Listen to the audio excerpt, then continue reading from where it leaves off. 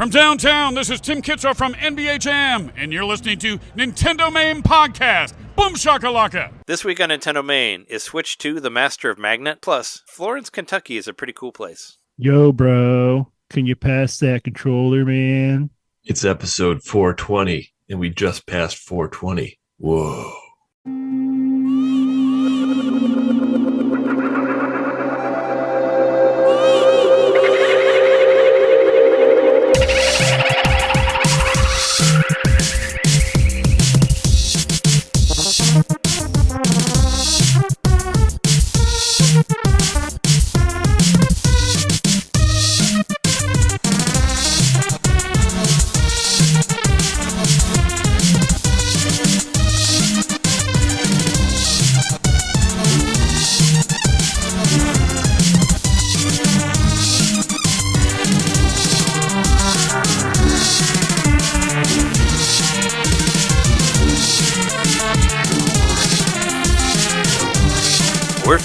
Welcome to NintenDomain Podcast, episode 420. Yeah, Blaze Bros. Your place to hear Nintendo fans talk about video games and Nintendo Switch 2 rumors and pickups and whatnot, and that sort of thing. And we are your hosts. I'm Trey, Stickless but not harmless Johnson. I'm Jeremy. So many cards flying through my head all the time. Mikowski. I'm John, no longer needs the bucket knitter. Callback last week. So, let's start the show as we normally do and talk about games that we got and games that we've been playing. So, last week, for any patrons who are watching the video, you could see I'm in a different place than I was last week. Last week, I was in Lawrenceburg, Indiana, on a job, and it turned out that one of our people, whatever talent, anyway, somebody couldn't make it, so I ended up having a day off. And I was like, what do you do in Lawrenceburg? Nothing. I just basically, I Googled on my phone. I was like, where can I find a used video game place? And turns out the coolest place to go to is in a little place called Florence, Kentucky, which is about 20 minutes away from there. So I drove to Florence, Kentucky, and I went to this really good Japanese place called Oishi Express, which Oishi means delicious. So there you go. And I had this really good Japanese hot and sour soup called Oishi soup as well. But, yeah, I wanted to go to this big video game, this big used video game place called Nostalgic Games in Florence, and I bought some stuff there, so I thought I would use this podcast that we do here to show all of my pickups that I got from Florence, Kentucky. So That's a good use of the podcast. Exactly, yeah. So do you have time for me to talk about things, and I can show them to you and all that? No, the people were really cool. It was really big. There was a lot of shit there. They had a lot of toys. They had a lot of games. Everything was locked in different cases. So basically I went through and I found all the things that I wanted, and I wrote it all down on my phone, and I was like, all right, I found a person that worked there, and I'm like, all right, I might be kind of annoying, but I need you to open like 6 or 7 different cases here to get all these different things for me across the place. But it actually was, I thought the prices were pretty good. It turned out, I didn't know that they had all of their toys were on sale. They were all like 30% off because they were trying to clear out their toy section to put an arcade there, because they had a bunch of arcade games kind of like all like, jumbled up in the back there. And I was like, oh yeah, I saw that they had a bunch of arcades back there. So that makes sense. So they were selling all their toys for cheap. So I ended up, some of them were like way cheaper than I thought they would be. So anyway, it was a cool place to go to. So I just kind of walked around, bought a bunch of different stuff. I guess I can kind of start from like littlest to biggest or something like that. So here we go. This is probably the least amount I spent on one. This is, I got this little Falcon toy, the Marvel, on your left. John knows this guy from Avengers. I just like Falcon. He looks cool. He's got a wingspan. He's got a little spinny thing where he's flying. I got this for like $1.50 or something like that. It's real cheap. This was in the toy section, but I like Falcon, so this is my second Falcon toy that I have. I got a new amiibo, but it's already opened. I got Roy. Roy's our boy from Smash Brothers. Nice. I'll make the opening noise real quick. There, we opened it. Well, I mean, I bought this for like $11 open, so that's a good price, because I mean, Amiibo by themselves are what, like they sell them for like 15 or something now, at least, maybe more than that. And aside from the player 2 Corrin, this is I have all of the Fire Emblem amiibo. This is like the last one. The player 2 Corrin is hard to find. Like, you're never going to find that anywhere. But of the regular ones, I have all the Fire Emblem ones. So this completes my collection of Fire Emblem. And I actually thought I had Roy, and I looked around for him many times. But looking at this one, I'm like, oh no, I guess I did never have this one. So yeah, no, I have. So I got the Roy amiibo. He's going to go up there with the rest of the Fire Emblem people. They're all on one fucking thing up there. With Marth, and that's the only one I know. Yeah, Marth. Was it Marth, Lucina? Yeah, Corrin is the one from Awakening, and Byleth from Three Houses as well. There's a good amount of them. There were those two, I can't remember their names, but there's the two from the second one. They were on the 3DS game. That was really good. Yeah, I got that was a pre-sale thing. So yeah, I got a Swordman and Swordwoman. Hey, they all got swords, but you know what? Swords are cool. And it's more than swords. Like, Byleth has a bow and arrow too. I was gonna say, I'm just saying, there's other a things. spear. I mean, do you say that to Link? Link is Does anyone have a spear? Sword dude? Like Link, what is there, like 10 Links in the game? Like, at least they're different people, you know. But I'm just saying, I like the Fire Emblem ones because yeah, they got swords, but they're cool. You think with the like whole weapon triad though, they would like represent more than just the swords? Actually, that was a really cool thing about Byleth though, because Byleth did do all of the weapons in the triad, and that was a big thing when it came out. Was that that they do? You know, unfortunately, I didn't get the female Byleth that I liked, but I got the male one. But still, yeah, that was the idea. If you watch the video where Sakurai went through it all, they actually do represent the full triad of weapons, which is pretty rad. So the Fire Emblem characters are cool. They're not all sword people. They're not all the same. They're very different. But you know, before I ever knew what Fire Emblem was, I mean, Jeremy was with me in Smash Brothers Melee. Roy and Marth was the first we ever knew about Fire Emblem, you know, and I was like, who the fuck are these guys? They look cool. And then, you know, then there was the Fire Emblem on Game Boy Advance, which is still my favorite one, you know, and you know, now I got Genealogy of the Holy War on the phone and all that. You know, it's a whole thing. Fire Emblem's great. So yeah, I got another one of those. The whole side of your house is painted Fire Emblem murals. Yes, we did that. So I have so this is not video game related. Well, I guess it kind of is. I'm sure. No, he was in a game. He's in a game on Switch. So there you go. So on the other side of my wall over here, next to the microwave, I have like this. It's like my muscly area. I have all the big hulky guys. So I got like things, and there's a She-Hulk over there, and there's a Hulk, and there's like a Solomon Grundy over there as well. Like all the big like hulky superhero guys. So I bought one. Your Joe and Iki collection over there. So I bought one that I didn't have yet, and I got Bane. So I got this Bane guy. He's super hulky, much cooler than what's his face than the fucking shitty third Batman movie that what's his face did. Yeah, what's his name? Schumacher. Bane. No. The guy that people think is cool still. Whatever. He made that fucking movie about a bomb that I thought was okay. Joaquin Phoenix. You saw it. Christopher Nolan. That guy. Okay. Yep. Much better than Dark Knight Rises, which I thought was trash. But wait, were you talking about Interstellar? No, Interstellar was okay. But no, what's his face? The guy Tom Hardy. Tom Hardy did a real shitty Bane from that movie. This is a cooler Bane. But yeah, you know, Bane, the guy who broke Batman, he broke him in half. I bought that comic. I have the actual comic of it. Anyway, this is Bane minus the. You could probably understand this guy. It's not like you know, like all the terrible audio work of that one. It wasn't even shot in Chicago either. He just went against all of us. Anyway, I'm gonna add that to the other muscly guys over there of my Bane. That one was like it was like $10 or something like that, but it was cool. I like a good Bane. You know, if you those people who have HBO Max, if you ever watched like the Harley Quinn show, like the Bane is really funny on that. Like that's a better Bane. The animated Harley Quinn show is pretty good. But yeah, but Bane can be cool. Actually, Bane was Cuban also originally in the comics, so that was kind of a disservice as well to put Tom Hardy in there. Everything was wrong with that movie. But yeah, Bane is cool if you read him in the comic book form. Also, on the toy front, we can stay there.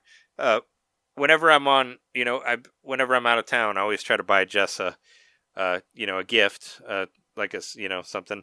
And I've been buying a whole lot of Star Trek stuff. So I got another Star Trek toy for them. Star Trek Next Generation. There wasn't a whole lot of them there, but maybe you recognize this guy. I didn't know him, but I'd never seen him before. I got the Well, let me see. I got the Vorgon. Do you know what the Vorgon is? Hold on, put it closer to the screen. They'll say, Is this Next Generation? yeah, it's hard to do it. It's really hard to do it with the light, actually, because the light. I don't remember the Vorgon. Anyway, He's Vorgon. probably only in like one episode. Probably, yeah. Anyway, the Vorgon was the next. I'd never seen this toy before, so I got the toy. It was $9 before the 30% discount, so it was probably like $7 or something like that. Anyway, just said it was. I was hoping it'd be Alexander. From an important episode. I mean, I already got the fucking Darmok. Wait, is it the guy from Darmoth and Jalad or whatever? No, I already bought that one. We already have that one. You've seen it. You saw That's it. right. It was upstairs. We got it on the wall. But yeah, no, I always want to buy a Next Generation one. This. Didn't you buy that one at Tanagra when the walls fell? I think I bought it in. I might have bought it in Des Moines. I don't know. But Vorgon is a mysterious alien race from the future. I don't know. I'd never seen it before, so I went for it, and there we go.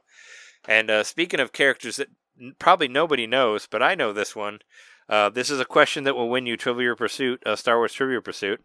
I got Biggs Darklighter. Does anybody know who Biggs Darklighter is from Star Wars, the original movie, the 1977 Star Wars movie? The Bic Lighter? His name is Biggs Darklighter.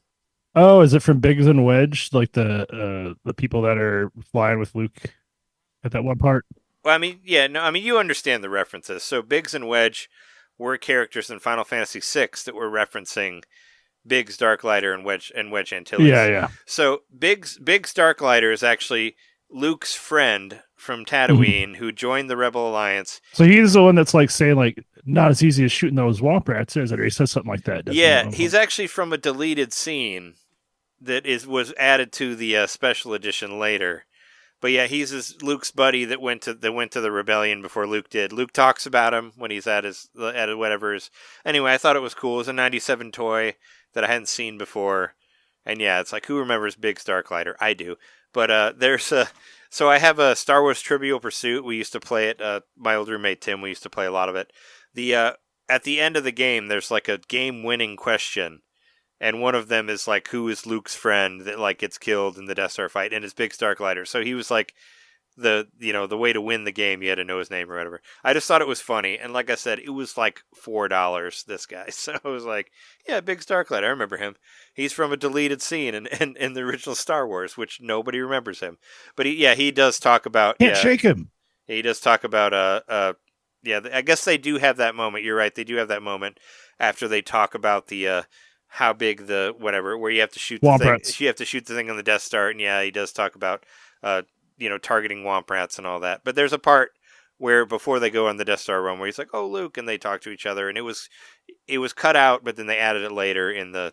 So if you watch it on Disney Plus, he's in there. They're like drinking some blue milk together. If you watch it on that version, I don't think they drink anything, but he does die also. So it's like, hey, what's up, buddy? Oh yeah, no, I got killed. So that happens. So we got that. So those are those. Let's see, what else do we have? All right, so on the Patreon feed, there's some He-Man episodes playing back here, and that's a spoiler, I guess, for what else I got. So they had a big selection of PlayStation Portable games, and I have a collection of UMD PSP games or PSP movies. I have Cannibal the Musical, and I have the Toxic Avenger, which John actually got and sent to me and all that. But I didn't have any of them that were opened, and I saw the He-Man and the Masters of the Universe, and actually originally I thought that it was the 80s movie, like the Dolph Lundgren movie, and I was like, oh cool, I love that movie. So, and it was like $5, so I'm like, and I saw it was open, and I was like, well, I've never actually played a UMDB on my PSP, so let me get one that's opened so that I can take it home and look at it, and it'll be fun. And it was kind of funny because after I bought it, I looked at it, and I was like, oh, that's even more hilarious. That it's the cartoon show. It's not even the movie.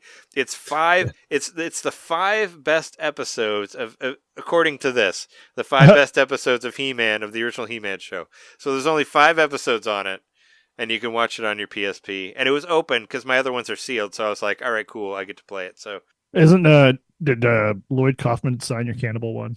Yeah, he did actually because I bought it from him directly. But Yeah, but yeah, I went through this whole thing like with the PSP where you gotta like plug in this thing to the bottom and like put it through my computer, whatever. It's hilarious. But I got it to work, so here it is for the $5 patrons. You can see the video back there of the He-Man PSP. I don't know. It's funny. This It's is pretty incredible. This isn't the UMD for He-Man, but this is what they look like. This is actually this is A game. the third birthday, the sequel to what was it called? Second birthday? No, it's it's a PlayStation 1 game. It's a Capcom game. You've heard about it. You've heard Retronauts talk about it. It was like the third sequel to Parasite that. Eve? Yeah, Parasite Eve. Yeah, it's the third game in the Parasite Eve series, which is called The Third Birthday. I don't know. Yeah, nobody knows why it's called that, but that's what it is. But that's what was in my PSP that I had to take out to play this. So we have that. Let's see. Oh yeah, what else do we have? Oh yeah, I got some Game Gear games. Cool. Got two Wow. got two Game Gear games. Oh, they're all backwards. There you go. I made sure they both worked. I've tested everything, so everything works mostly. There's more on that later. But so I got Streets of Rage for Game Gear. Streets of Rage 1. Hell Very yeah. cool. So I got it for $15. I thought it was decent price. I got Star Wars 1. Speaking of Star Wars, I actually have this game already on Game Boy, but now I have the Game Gear version as well. So Game Boy, NES, Game Gear, they all had the same Star Wars game. So this one was That one just has color. yeah, this is like $14. I have the Game Boy one, which I bought around the time it came out, probably because it was cheaper, but now I have, I just like getting more Game Gear games, so I got a couple Game Gear games. They had a whole like Game Gear section. I was looking for that X-Men game, that John talked about on our Patreon episode. Didn't find that one, but I did find Streets of Rage. I mean, I played it That's a good find. I played through the first level on. I played them on the Dreamcast, or not the Dreamcast, on the Game Gear. And the song, like, it somewhat represents the Yuzo Koshiro original. We know Streets of Rage having incredible soundtracks and all that. It's there enough. So choose the one that had like the great soundtrack. Honestly, if you listen to 1 and 2, they're very similar. I have them both on vinyl. Like, really, if somebody didn't tell you which one was the other one, they sound like the same goddamn thing. So, you wouldn't really notice the difference. But they're both really, really good. And this game has like the representation is there. I guess you can feel that it sounds like the Streets of Rage one, but it's there enough for you to be like, all right, it's close enough. But still, it's fun. You only got 2 buttons, so you can only do so much with it. And I think that was all I got from nostalgic games. But actually, you know what? No, I forgot one thing that I wanted to make sure to not forget. The guys who make like shadow boxes and stuff. They had this whole like section that was just shadow boxes, and they had like Contra and like Battletoads and like all this stuff that I didn't really care about. But what I saw that I thought was really cool was the Street Fighter Championship Edition picture, because I don't have any Street Fighter stuff in my downstairs here, so it's just like a 3D picture of Ryu and M. Bison or Vega, whoever you want to call him, in the background has his hands up and they're all 3D, and it's kind of like a it's kind of like one of those sort of things. I was like, I don't have. What era would you say that's from? That's kind of tough to tell. Is it 2? I thought that. Well, this is Street Fighter 2 Championship Edition. So yeah, that was like maybe the 3rd rendition of the arcade game. I know the Sega Genesis version of Street Fighter was called Championship Edition, which I have. So that's what I thought, and I got it for like $17. I thought it was a decent deal. But I don't have any Street Fighter decorations in my video game downstairs here, so I got this because I was like, "Oh, cool! I'll put a Street Fighter thing there." So I think that was the last thing I got from nostalgic games. And I was talking to the guy who owns the place, and he was really cool. Like, I was like, "Hey, I'm here from Chicago. I'm on this thing. I was just looking for like retro video game places, and I found yours. So I came across this, and he's like, "Oh yeah, you should check out like this place." Or he's like, "There's this bowling alley where you just got to pay to park, and they got this whole like arcade in the basement that's free." And he was just throwing all these different things for me to do. And he's like, "And there's this other place called Press Start Games. It's just down the street from here. It's like 5 minutes away." And I was like, "Oh well, maybe I'll go over there." I was like, "I don't know if I have enough time to go do the bowling alley and all that shit." But I was like, I like Florence. Like I said, Florence, Kentucky Kentucky is much. I mean, Jeremy, we used to go to Kentucky. I like Kentucky a lot more than Indiana. Everybody seems to be a lot more chill there because Indiana is very red state. Like all that shit going on. So it's good. Kentucky felt like a much nicer place to be in. So I was like, well, let's hang out in Florence a little bit longer. So I went to Press Start Games. They were much smaller than Nostalgic Games, but I still got some stuff there. It was I talked to the guy who owned it. I guess they used to be in a flea market, and they upgraded to a storefront in Florence or whatever. But I bought some things there. I bought Cruise and Exotica for Game Boy Color. Oh, right here for like, I don't know. I don't remember. It's like $10 or something like that. This one works. I tried it on my Game Boy. What's it like? Is it just like It's not great. Game Boy Racer? Yeah. I mean, can you imagine playing a cruising type game on Game Boy Color? I mean, it's you press A and you go straight, and the steering's not great. I don't know. It's fine. It does what you expect. I don't have Cruise and Exotica on 64, and I still haven't found it anywhere in the wild. So I was like, fuck it. I'll buy the Game Boy Color version. Why not? They're probably about the same. Yeah. But this thing, I think you might appreciate this. I got this little monkey ball handheld. Oh, I remember those things. So yeah, I some that come from McDonald's or Burger King. Yes, that's from McDonald's. Yeah, it's from McDonald's. It says McDonald's on the back. So I was talking to the guy who sold it to me, and I guess 2003 was when they came around. They did a McDonald's Happy Meal Super Monkey Ball thing. We had them. And there's two buttons, and it's basically it's kind of like a Game & Watch type game. You basically you dodge, you go left and right, and you collect as many bananas as you can. And if you drop a certain amount, you game over, and you start all over again. But it works. Like, I turned it on and I played it. Like, you probably can't tell that it's not quite chicken nugget Tetris, but yeah. But I mean, it's cool. I mean, I like Monkey Ball. Does it have the weird triangle screws on the back? I mean, you can kind of hear the beeps of it there. The screws like have triangle heads on them instead of normal screws. Yeah, I mean, that was Nintendo used that for a long time. I remember that. They had the triangle ones. It's kind of hard to tell. It might be, but yeah, it was just a cool. I got it for $10. It was from the owner's collection, and I guess he only sold some things, but he sold me this one. I was like, hey, can I have this little monkey ball thing? So I bought it for $10. I was like, cool, why not? Is it better than Super Monkey Ball Adventure? Maybe, I don't know. That's that's left to debate, I guess. It's definitely cheaper than that one, that's for sure. I also got, just because, why not? I bought Tag Team Wrestling for NES. Never played it, but I was like, hey, it was only like. If you would. I thought you tried everything. It's all no. Yes, I made sure it worked, but I never played it before I bought it. It's called Tag Team Wrestling. It's pretty.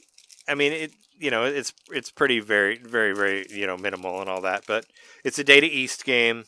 I got it for like $5. I just thought I was like, oh, cool, a wrestling game I haven't played before. Why not? Let's buy it. So I bought it. I tried it out on the NES, and yeah, Tag Team Wrestling. It's hard to show it with that because it'll all it's too bright, so you can't see it. But I could take a picture of it and send it to you. It's got it's got two looks like luchador guys on the front here. They got masks, and it shows that one of them doing like a sort of like an arm twisty submission move on the front there. Say it was Jellicoe? Data East. Data East. It's a Data East game. That's the Joe and Mac people. It says arcade hit in exclamation points right here. It's in big letters. Arcade hit. So it's, Data East, didn't they do, well, I guess that was Midway.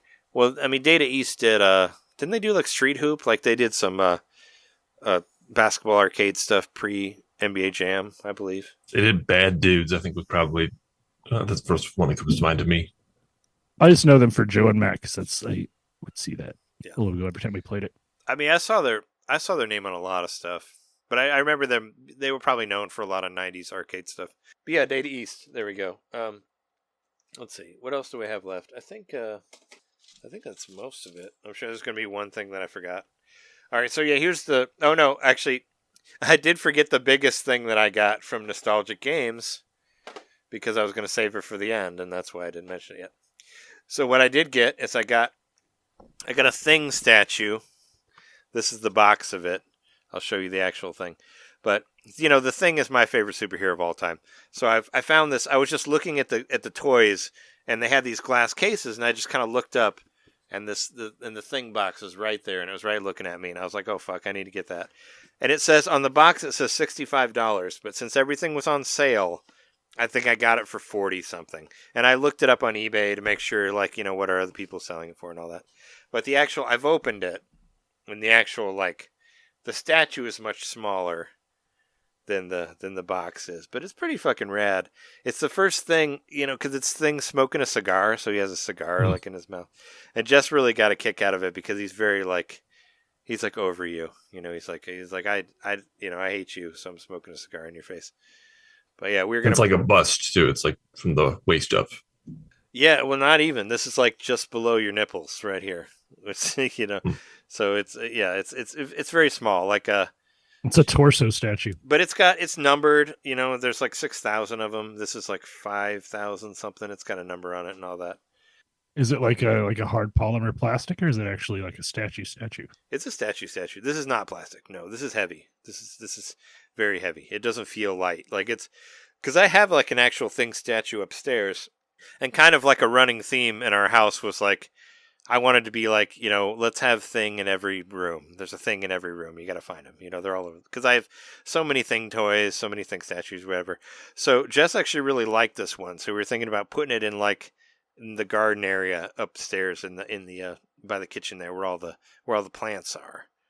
So that'll be a spot that maybe Thing isn't there. Thing might be. I don't know. Like I said, I have so much Thing stuff. They're all over the place.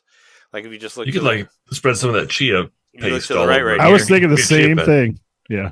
When they said put it by the plants, I was like, oh, totally. Turn it into a chia pet. Give a Thing a little green toupee. Oh no, I don't want that on there. It's gonna mess it up. Come on, moss is good for statues. I don't want that on there. So yeah, there's that. And the last thing, actually the last one I wanted to mention, because this one is kind of a bummer, but I was really excited about it. This is the one I wanted to play the most, and the one that I was going to play all the way through, is I bought Turok Evolution for GameCube from Press Start Games. And the bummer is that it doesn't work. I took it home and I tested it, and it does not work. I tried loading it up on my GameCube and a couple different Wiis as well, and it just says disk error, it won't load. So actually, because Florence, Kentucky is a really cool place, I called them, and they actually refunded me and told me that I don't have to send the game back. So they gave me They gave me my money back and said, they said, keep it, you know, maybe you might need the case because maybe you'll only find disc only. You can use it for that. So, yeah, but it was a bummer because, you know, anybody who listens to this knows how much I love the Turok series. And I've only played Turok Evolution like briefly. I think I rented it when it came out. And I think I was disappointed because it wasn't too much like Turok 1 or whatever. But now that I've played like, you know, a good amount of Turok 1, 2, and 3, I wanted to play Turok 4 again. And I was planning on playing this all the way till credits. But I could not get it to load the other day. So, unfortunately. And I got it for $17. But they refunded the whole thing to me. I called them on the phone. And they're like, oh yeah, I remember you. You're from Chicago. Like, blah, blah, blah. Like, yeah, let's, because the receipt says like, you know, 7-day return, and you can only exchange, you can't return. And I was like, well, can I send the game to you? Like, what do you want to do? But they were very cool, and they just refunded me the money, and I get to keep the Turok Evolution that doesn't work. So very nice of them. It's a bummer. Do you have one of those disc repair things, or I tried giving that a shot? I tried washing it, you know, I tried cleaning it up, but it still won't do it. Like, and does it look scratched if you turn it over? Or do you think like there's a chance you could save it? It doesn't look scratched. Like, and I talked to the guy on the phone about this. Like, GameCube games are like, probably like disc games in general are like really finicky. Like, you don't really know, you know, like we've talked about it before. Like my Paper Mario disc, like it looks fine, but it still won't load. Like, it still won't load on the GameCube. Like my Paper Mario 1000-Year Door, which killed me that I just cannot do anything with it because it just won't load. And I don't know. I've tried washing it. I bought the fucking specific disc, the GameStop one, like the shit that you put on there. Like, I've tried that, but it doesn't help. It still won't load. So, I mean, it won't even go to the menu screen. Like, it wouldn't even get past the spinning GameCube logo. And I thought for a second that my GameCube was broken, so I put in another game, loaded right up. And actually my GameCube's running Narc back here for our episode 420 from the what was it, the Midway Arcade Classics Volume 2. It's got Narc going on back there. So I mean, my GameCube's working fine. It's working right here. So I mean, The disc just couldn't, and I tried washing it, I tried cleaning it off, and I just could not get it to work. And I tried it, like I said, I tried it on different systems, and it still just said disc can't load. So that's GameCube discs. They're very finicky. So yeah, it happens. All right. So yeah, that's my pickups that I did. Spent some time there on that. But I guess I can just try to rattle off the rest of the stuff that I did while I was out of town and in town. There's a whole bunch of Golden Week sales stuff on Switch. I don't know if you guys saw that, but I know Capcom's doing a Golden Week sale. If you're not familiar, Golden Week is a Japanese holiday where there's a bunch of holidays next to each other, so they take the whole week off from work, and it's called Golden Week, is where that comes from. So I know Capcom had a bunch of stuff on sale, and there were some games that I was always planning on getting, but I was like, I'll wait till they're on sale again. They were on sale now, so I got them. I got Monster Hunter Generations Ultimate. I got that for $10, marked down for $40, just because I like playing those older Monster Hunters, and that was a 3DS game that they brought to Switch, and the 3DS has no internet anymore, so if I want to experience Monster Hunter Generations, I can only do it on Switch. So that's why I did that. And I played through one mission last night just to get an idea of it, and it does kind of feel like Monster Hunter 3 Ultimate, which is kind of what I was trying to go for, because Monster Hunter 3 Ultimate, you can't play that online because all the onlines are gone. So there you go. Because it was Wii. It was like Wii and 3DS and Switch. No, Wii and 3DS and Wii U, and all those are all done. So there's no way to play it online. So I wanted like some old school Monster Hunter. So there's that. The other one, Dragon's Dogma 1, The Dark Arisen, which was a game that I know that one of our listeners recommended it to me before, but I'm always kind of hesitant on RPGs. But I actually really like this game a lot. I've only played it like a few hours, but it kind of reminds me of Kingdoms of Amalur, where it's like it's like an open world RPG, but it has good like fighting mechanics. Like the fighting is great. Like it feels like an action game, but it's an RPG game. Like that sort of thing. And it has like one of the coolest openings ever. Like you do this whole opening where you're a different character, and then you choose your own character, and this dragon like attacks your town, and the dragon like basically pulls your heart out of your chest and eats it. And eats the heart, and that's the way the game starts. So you have this like scar over your chest where this dragon has pulled your heart out. It's pretty cool.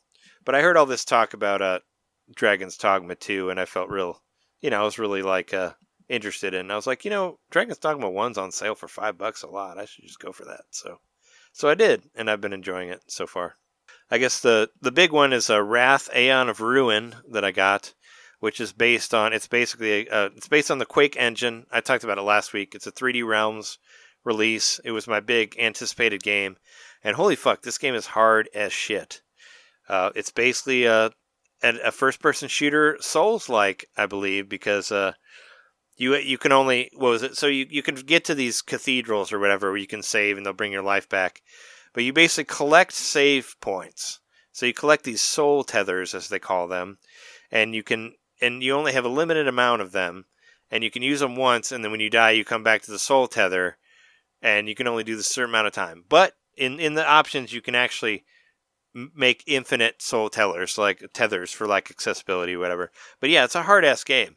And it's probably like the hardest tutorial I've ever played, because there's all these jumping mechanics that you have to do, and also you start off with a sword instead of a gun, so you have to get close to these monsters and hit them with the sword, and they're constantly doing damage on you, like a lot. So, and you have to and you have this sword thing, and you jump and you hold it back, and then you kind of joust and go forward over the distance to get to the next thing. And it was just I was having the hardest time getting through the tutorial in itself, where I was like, if I don't get to a save point and I have to start all over again, I don't know if I'm ever going to play this game again. When I was doing this maybe the 4th or 5th time on the tutorial. So it's hard as shit, is what I'm saying. But yeah, it's got really big levels for something that's based on the Quake engine. But yeah, oh yeah, it has this really weird thing where there's gyro aiming, but in order to do the gyro aiming, you have to click in the right stick to turn it on. And if you die when you come back, it's automatically off. And if you go to the next level, it's automatically off as well. So you have to turn it on. It's so weird. It's so clunky. I don't understand what they were thinking there. And it's a difficult ass game. But it looks cool. It sounds cool. But yeah, you got to be really good at first-person shooters to get through this game. I'm tempted to put it on easy mode and just see how far I can get with it, because yeah, it's hard as fuck. And yeah, F-Zero 99, I played that over the weekend. They had the King Mirror Cup. I failed at it 2 or 3 times, so I did not make it through. I was sad about that. And I almost had it one time, but I fucked up on the jump. I didn't make it all the way through. And I thought I had some extra time. I was going to do it on Sunday, but then when I jumped on again, it was gone. Like the King Mirror Cup was off. So I was like, oh fuck, it must have went off on Saturday. But whatever. And I guess the other big thing that I got, it's kind of was my middle name. I got one of those arcade sticks that doesn't have an arcade stick. Have you guys heard of those? No. So in the fighting game community, you can get arcade sticks where you press buttons to go like left and right and up and down instead of moving. So it's like a full size arcade thingy, but it doesn't have a joystick. It's like. Well, I can show it to you right now because it's very bright. It's probably too bright to show. This is my arcade stick. Actually, if I unplug it, it'll probably look better. So it's just a bunch of buttons that you can map to wherever you want them to be. It's a bunch of buttons. I haven't tried mapping them, but so the idea is, here's like left, right, down, up.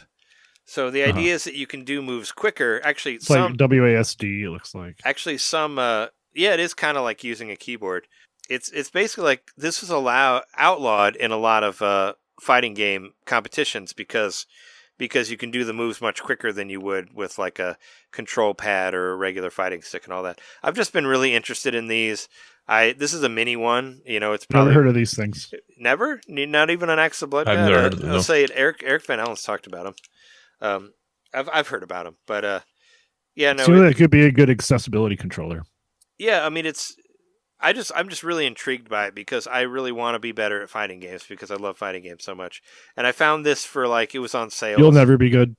I'm sorry, I'm just kidding. Thanks for the support. Just knock me down before I even say anything. It was like $60 on Amazon, and this is what I did with my tax money that I got from Ohio. I got $100 from Ohio because I did one job there last year. That's the only thing I got paid for. I paid everything else out the nose for Illinois and whatever in USA and all that shit. But I used my tax money and I got one of these things. And actually it's pretty cool. It's just basically like, it's like learning a new gameplay language, I guess. It's like teaching yourself how to play with. Is it wireless? No, it is actually wired, which okay. But it's an arcade stick. It's better for. Is that a screen at the top left or is it?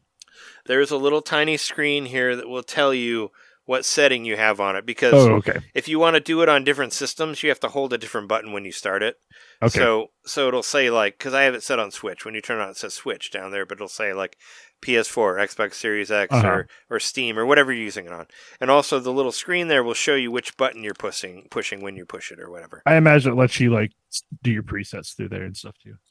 Yeah, I mean, I was just trying to get used to it, so I played Mario Brothers 1 with it just to get used to to using this thing. But it's super fucking accurate. Once you get into it, it's really cool. And I guess what I heard, what Eric Van Allen was saying about it was when you do the hold back tap forward moves for Bison and what's his face, the guy with the flat top, Guile. Yeah, Guile, whatever you call him. I think Guile is better. We used to call him Guile just for the fun of it. But yeah, doing the tap back and forth works better for this, and it's much quicker for the Hadokens, and I've done the uppercuts and all that. I've actually been using it a lot in Mortal Kombat 1, and I actually I played through the arcade mode with Sub-Zero with this, and I've just been, I don't know, I was I'll just, keep trying it once a week or whatever, and eventually I'll get into it, but it's cool.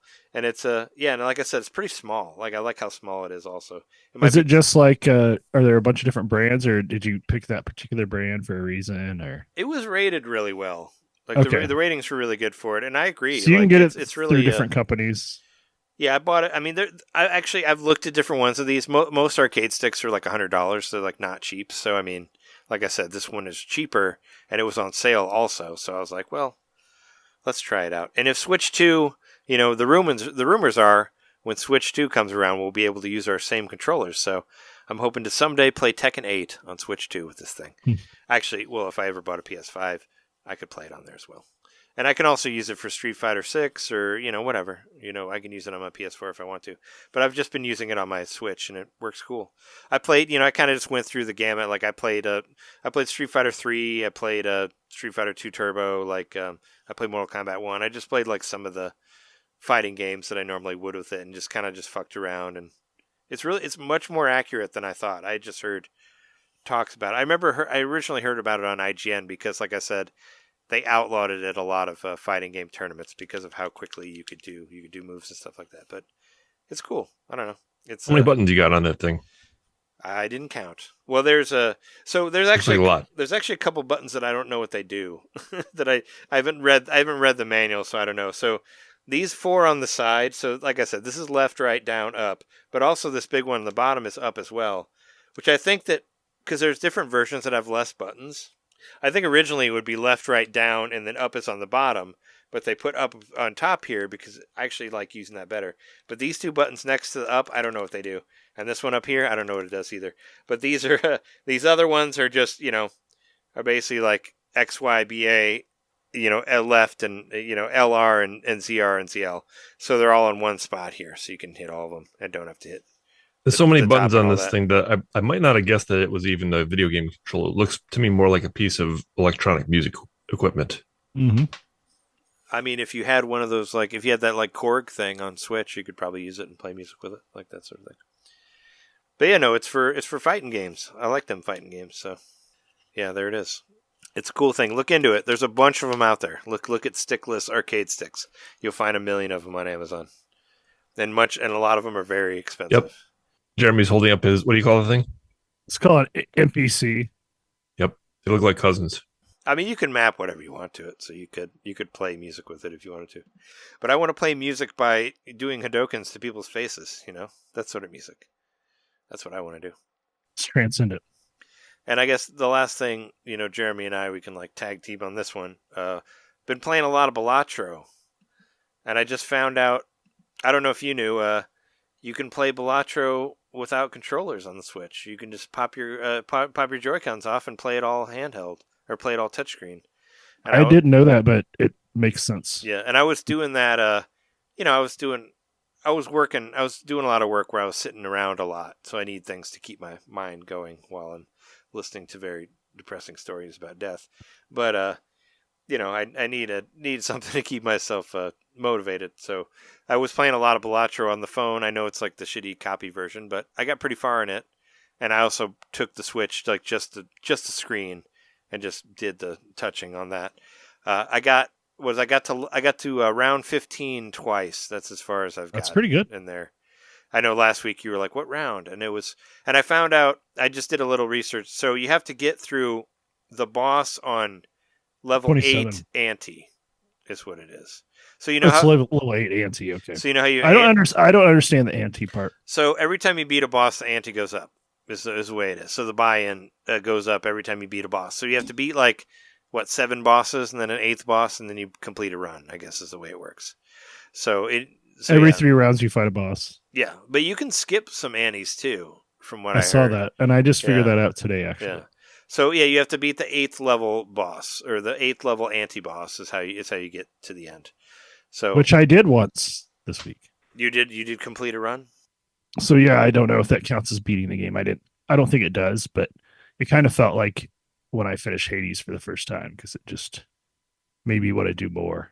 And, also, so I can't remember which deck I beat it with, but it was one of the special decks you unlock, and it wasn't anything super cool. It was just I think it was the one. There's one deck where you don't get interest, but you get extra money for leftover hands and stuff. So it was just a really good way to have a lot of money to buy good cards. So I ended up beating it once with that, and then now I've been trying to get through it with the default deck. And today I got all the way to the end, and I didn't bring up my Switch with me. I should have, because I took a screenshot, but I got to where I only had a couple of 100 points left over to beat the last boss. So I would have gotten through 2 runs if not for that. But I was less than $200 away from getting the whatever it was. I think it's 50,000 you have to get. Maybe it's 100,000. Yeah, I haven't gotten that far. I mean, even when I lost on the level 15, there was one where I was like 5 points away from making it. Like it was really, it was stupid. I was like, it's like rough. Just that little amount. There's so much about this game. You can have such a good stacked deck, and just getting the wrong hands dealt, like the wrong stuff dealt to you, can just fuck you over completely.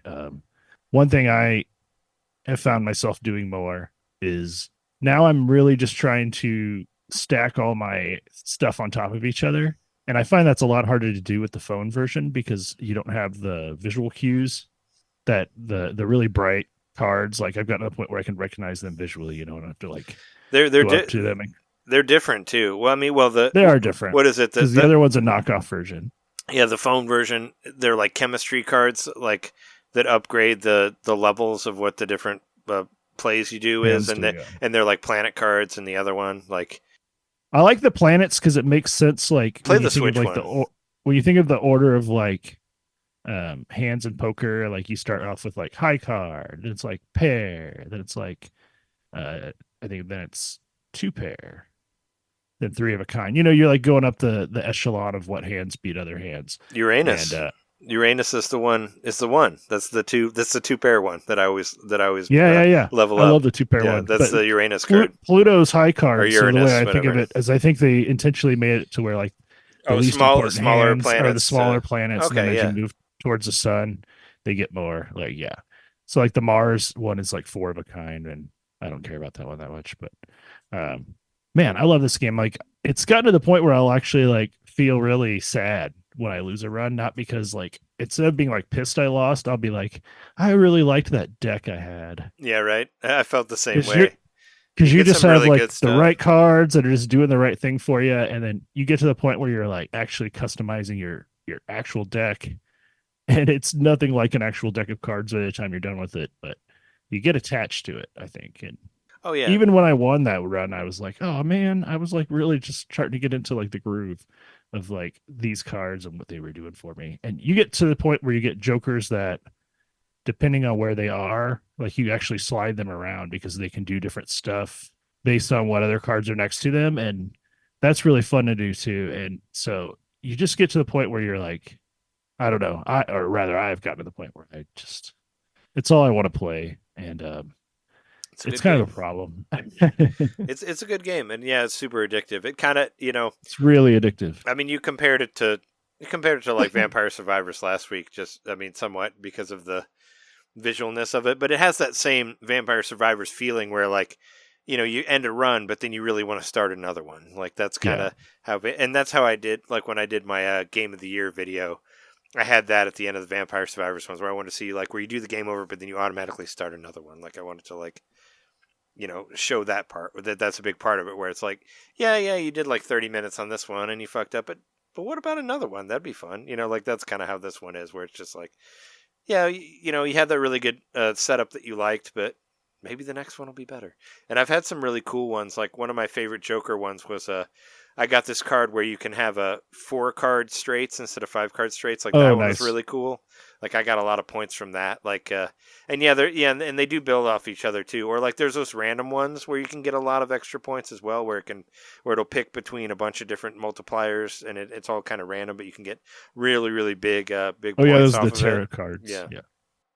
But I like I was going to say, speaking on the planet thing though, it kind of goes with all that, like, and tarot cards as well, like the like the witchiness of it. Like I kind of like the randomness of playing cards. That's kind of like what I feel like for like pulling tarot cards as well. Like there's some meaningness to chance. I mean, supposedly and that sort of thing, which all kind of goes are based off tarot cards. Yeah. I mean, but I'm saying that the planets, because a lot of people who are into tarot cards are also into planets and all that, and it all kind of fits, I guess. Yeah. That sort of thing. And like the position of the whatever, retrogrades and the position of the planets and all that. I feel like it all fits within the world of chance and poker and all that. I think it's all. I definitely want to play, like, it's made me want to play some Hold'em, like, maybe not for real, but maybe go back to the Hold'em video game and just see if how I'm feeling, because you get on your phone.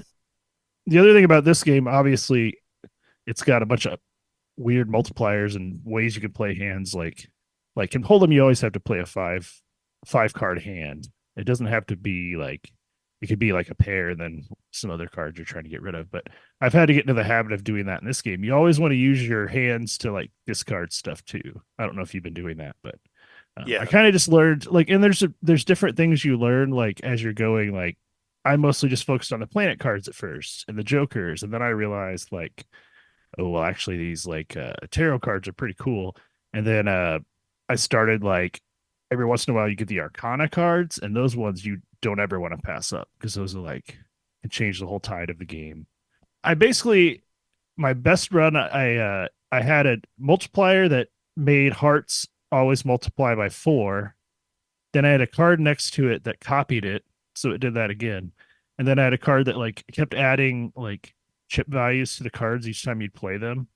So like they would get cards added to them multiple times a run because like I had another card that was having them repeat, and then hearts are buffed, and I had my flushes like set really really high with upgrades, and I was just like wiping the floor, and it was so fun. And I was like, all right, I just want to keep going. And I think you can like at the end of the run you can click endless mode. I was afraid to click it because I didn't know. Are you afraid you wouldn't get that it wouldn't count as you beating a run if you didn't make it all the way through the endless? Correct. So I didn't click endless to see what would happen, but I imagine that lets you keep playing until you lose. But you know, the blinds are going to keep going up, or the amounts you have to make are going to keep going up, I would think. But man, it's just such a fun game. And the more you customize your deck, like I said, you get really attached to it. And I kind of wish I could save my deck. Like maybe that's what the seeds are about. Like you could kind of rebuild your deck if you wrote down the seed, because that's how the stuff will be delivered to you. But yeah, man, it's so addictive. And I feel bad when Sean is watching me play it. She's like, this is so boring. And I don't know how to make it not boring for someone who's not playing it. Just pop it out of the deck and play it a touchscreen. I'd say ultimately it's a pretty boring on game on the surface, but when you start getting into just like the numbers game and the multipliers of it all, that's when it really hooks you. It's a great editing game.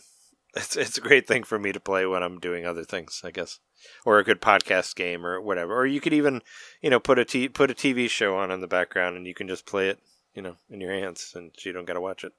Yeah, I don't know. I've been doing it on the big TV. Maybe that's, but I am happy it brought me back to my Switch because I wasn't spending a whole lot of time with my Switch, and even though I can technically play like a sign of a paltry version of it on the iPhone, I still find myself wanting the big, bright, colorful cards and all the graphics. The Switch version is so much better.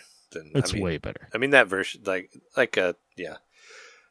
our listener said last time, it's a scam version. Don't use that one. But I mean, it's so like it'll scratch the itch if you're it's like so bare away from bones. your Switch. But I did play a little bit. I did still do it just when I was when I only had access to my phone. I did play. No, I mean I played a little there. bit of it on my phone on break at work today, so I'm still using it, but it's just not even remotely as fun without the visual feedback you get from the other one. For sure. You can continue on with your stuff. I think I spent enough time on all my shit over here.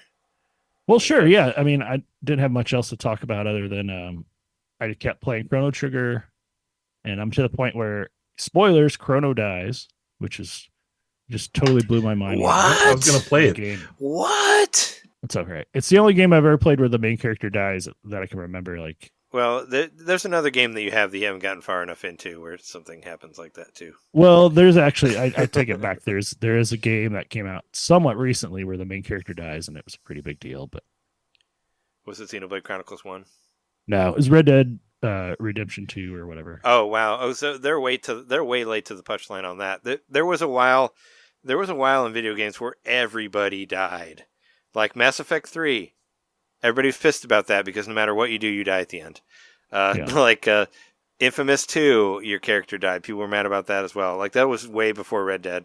But also, well, I already spoiled it. But Xenoblade Chronicles 1, they totally have a Chrono Trigger thing where Shulk dies and then comes back to life later. Like they do their own little crazy. There's another RPG in more recent history where a main character dies, and I don't know if I actually did the right thing to save that person, so I'm still kind of sad about that. Played that game. It's in Baten Kaitos too, right? Doesn't the main character die in that as well? Like going back to GameCube, I remember that where you play for a long time without the main character also on that one. So I mean, that was before Infamous 2, I don't know, whatever. So I don't know. Everyone knows. Anyway, it's been around for a while. Red Dead Redemption 2 is really interesting because you like get in a fight, like a fist fight with somebody who has tuberculosis. They're like coughing a bunch, and then they like are picking a fight with you, and you get in like this crazy bare fist boxing match with them, or you're rolling around the mud and stuff. And it's like a quick time event or whatever in the game, but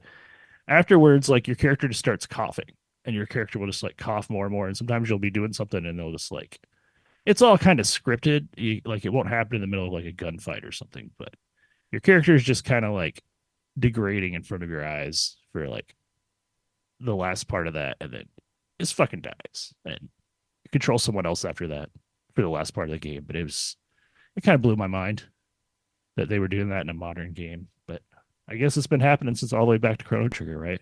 Yeah. Well, I mean, Chrono Trigger. Well, I guess you could. I mean, you could end it without him, right? You don't necessarily. I mean, going all the way back to Dragon Ball, everybody dies in Dragon Ball Z. Just goes back and forth from heaven to earth all the time. I think there's some.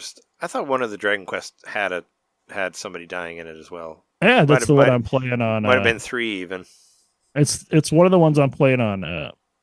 Delta. On Delta because I'm actually in that part. I don't know how to not be dead anymore. But I've been bouncing back and forth through all the different games. Mostly Chrono Trigger, just because now that it's got its hooks in me, I kind of want to just finish it again. And I've never finished an RPG on an emulator before. I know that's a very specific thing, but like I've never done that before. Got to finish it again for the first time. For the 12th time. But it's like a conservative estimate. But I will say, like, talking to you a little bit more last week, I was like, I got to finally just like try to get some 64 games to work on here. So I got Conquer loaded up and it works, but it's kind of glitchy. Like I don't know, there's something wrong with the textures and the lighting, and it's still quite playable, but it just looks wonky. So I don't really want to play it if it's going to look like that. I'm just going to kind of wait around until I can hopefully play it a better version somewhere sometime. But for whatever reason, maybe it's the ROM. Maybe I need to try a different ROM. But if I would hope it would be the same ROM no matter where I got it from. Nah, that's not true. There's a bunch. True. There's a bunch of different ROMs out there. Trust me, I've seen multiple versions of one ROM. That's true. And sometimes though, like when they release later, like physical cartridges, it'll be a different version. Kind of like they did that with Zelda. With the Ocarina of Time, that had like a glitch they got rid of in later versions, and they like stopped making the blood red or whatever. Yeah, if you didn't have the gold version or whatever. But I got Tony Hawk working, and then I finally got to understand what you were saying about how you got all the buttons mapped. Well, I mean, you can get it. Yeah, I had to go and I had to change it, and I finally found what worked perfectly for Tony Hawk, which was maybe similar to what you did, but I set all the I set the C buttons to the actual buttons on the right side. Yeah, to the face buttons.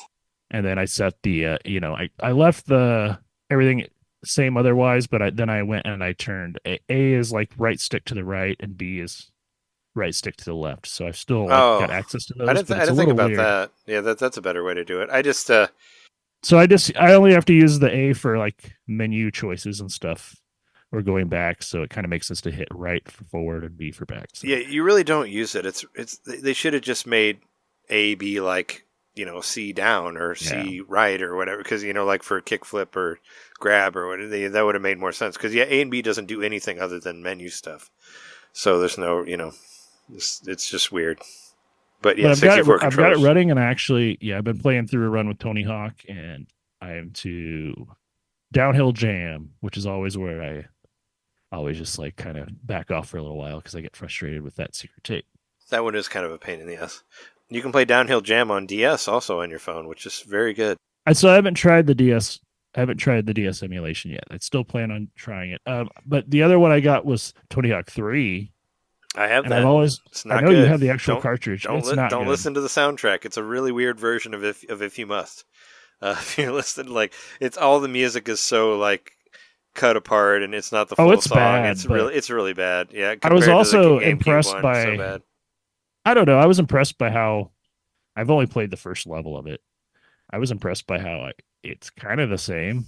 But don't they like get rid of they leave the ship level out of it? I think like there's stuff that's just omitted from the game completely. I think it's like it's the equivalent of playing like the Game Gear version of whatever, like Yeah. it's like the Game Gear version of Streets of Rage, but like Tony Hawk. Like you get this idea of what it is on the other system, but not really.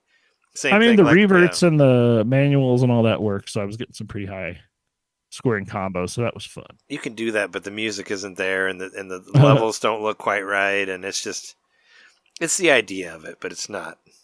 Yeah, it's just funny that it came out so much later, but it took forever to develop cartridges at the time, so But that. the last thing was I was listening to.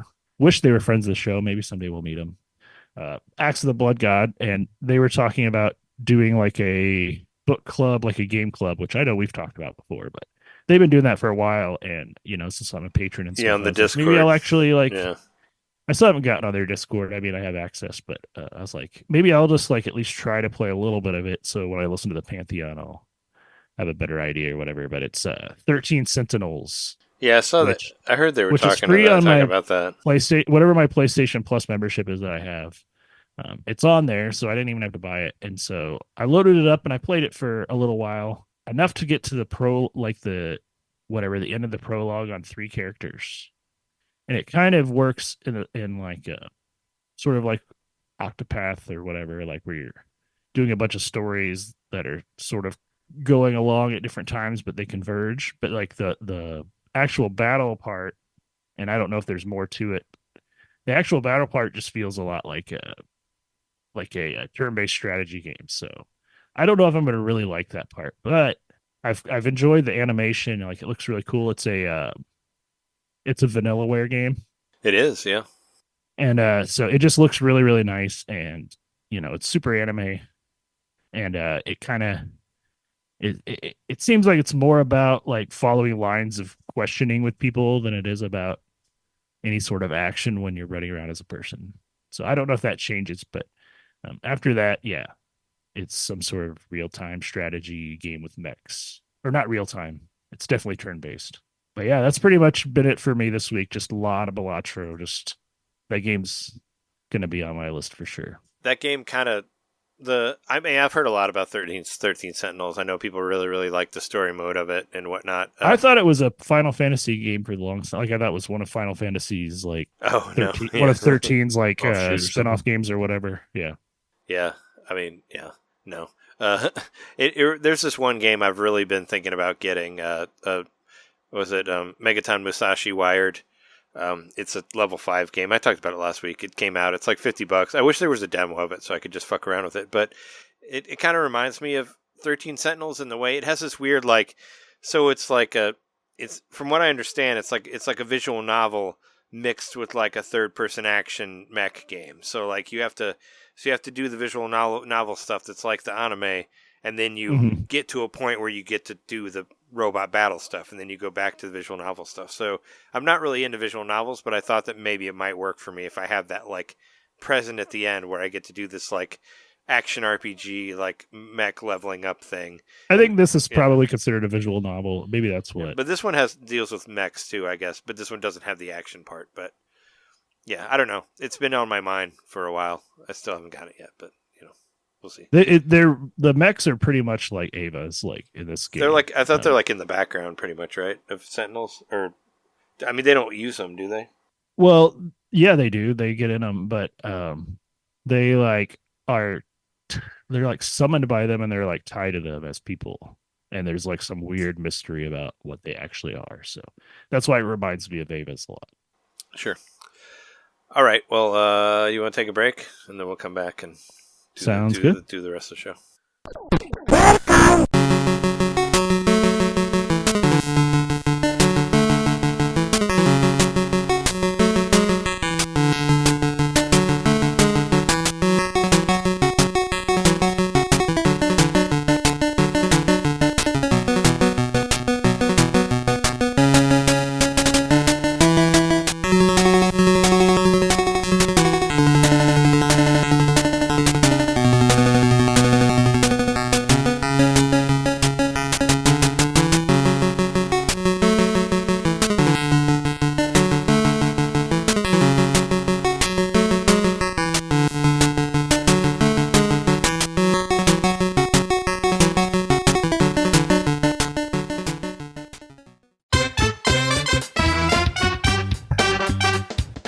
Hey, you. It's me, Mario. Yeah, you.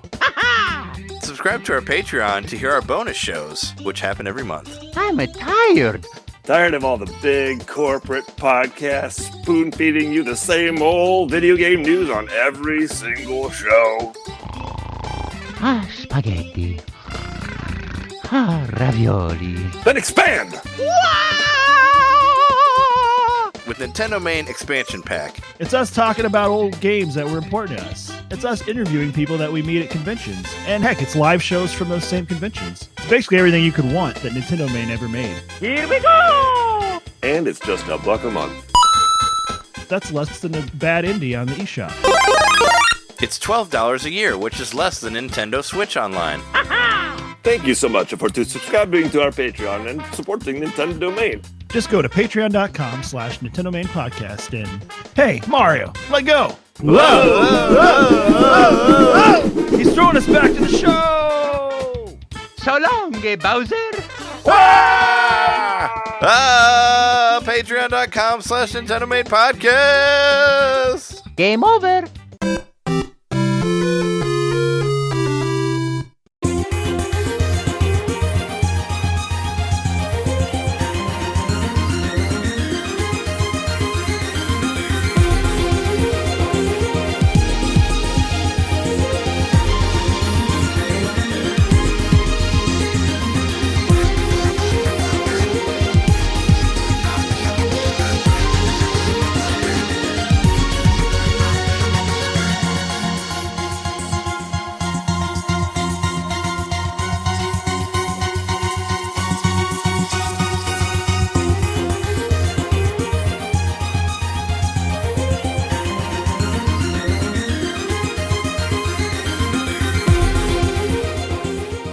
Yeah, anyway, we're back from the break. John, what you been doing for the week? I beat the Stanley Parable. You did? Wow. Really good game, really fun, creative, just inspiring, eye-opening kind of game. It's a short one for sure. I think if you know what you're doing, you can literally beat the game in 5 minutes. In fact, that's one of the challenges is to beat the game in 4 minutes and 24 seconds. Oh, wow. I didn't know about that. I'm not quite there yet, but you know, it is the kind of game that invites you to poke and prod and, you know, look behind the curtain every way you can. So you're definitely not going to beat it that fast around the first time. And I think probably, I would guess, it took me 6, maybe 7 hours, you know, for that very reason. Yeah, in the end, I just think it's a very unique game. I mentioned last week it kind of stands in the same corner as Portal or Superliminal, but it is its own unique thing. It's almost like a little art piece, but one that's really funny and just keeps you guessing. Yeah, well worth it. If you want a quick experience that isn't going to leave your mind anytime soon. So yeah, I played through that. There's still a couple of challenges, and actually the ending kind of left me thinking pretty deliberately, like I don't know if I beat it the best way. Mm-hmm. And so I want to keep going back and see what else I can do. Does it seem like it's pretty well streamlined in the sense that you don't really get frustrated when you're playing it and you're like kind of poking and prodding around, or like you know where to go? Certain like puzzle solutions where you're like, shit, I don't know what to do. But you kind of got to like run your head against the wall till you get them. Yeah, it's not even that there's so many like puzzles. It's almost like there's just experiences. Okay. So there was never really any frustrating headbanging moments because there aren't really. I mean, I guess there are puzzles, but not really in the traditional sense. It's more like you just kind of keep going through I mentioned last week, it is a bit like a roguelite in a way because you just keep going through it again and again. And you always start back in your office for whatever reason. But then things might be a little bit different. And so it's almost like you play through it. And, I was wondering, like, what triggered this difference that came about this time? Like, I'm like rethinking in my head, like, what did I do last time to make it appear this way this time around? So I guess there's puzzles in that sense, but it's not directly like, puzzles in Portal or even Superliminal. I think this game definitely skews more towards the like iconoclastic little art piece genre. You won't overtly think that. I don't think, because it is so like just funny and off the wall, and has like this kind of British, kind of maybe Adult Swim sort of sense of humor. Okay. But that's sort of what it is. It's like this neat little art piece in a funny video game. I've been watching a lot of Space Ghost recently because it just hit its the Coast to Coast just hit its 30th anniversary, and they've been streaming it on Adult Swim. I got this. You and I and the YouTube algorithm are all on the same page. Yeah. So I've been streaming on that same channel.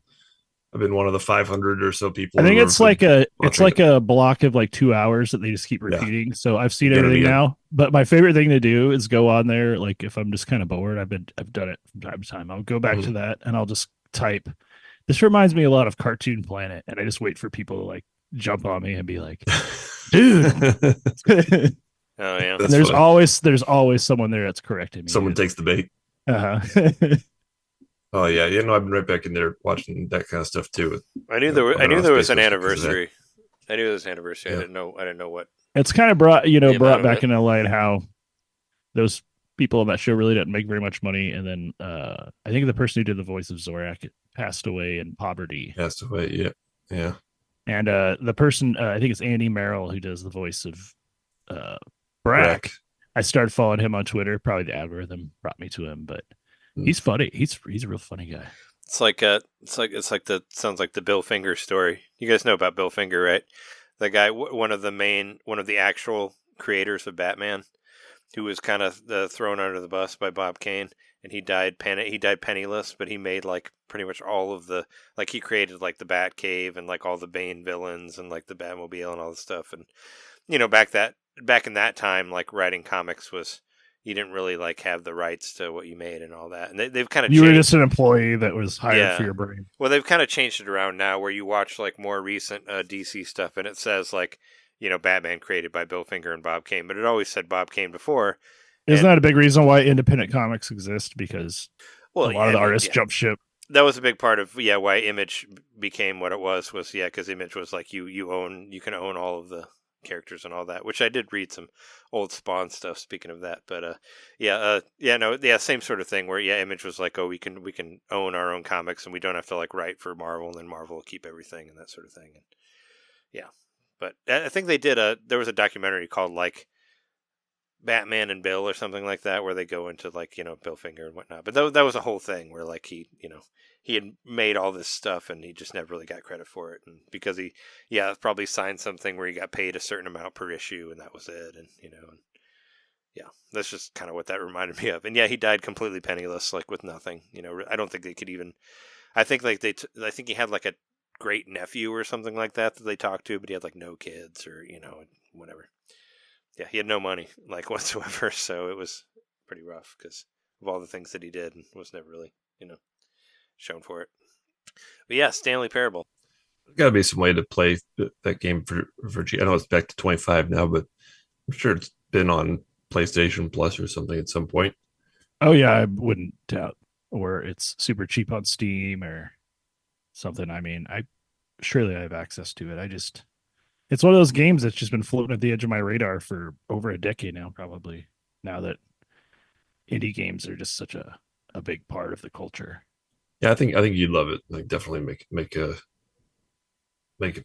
effort to play it, because I think you'd find it really funny and enjoyable. I mean, you were right about. I finally got around to playing Superliminal, and you were right about it. So I should take your advice.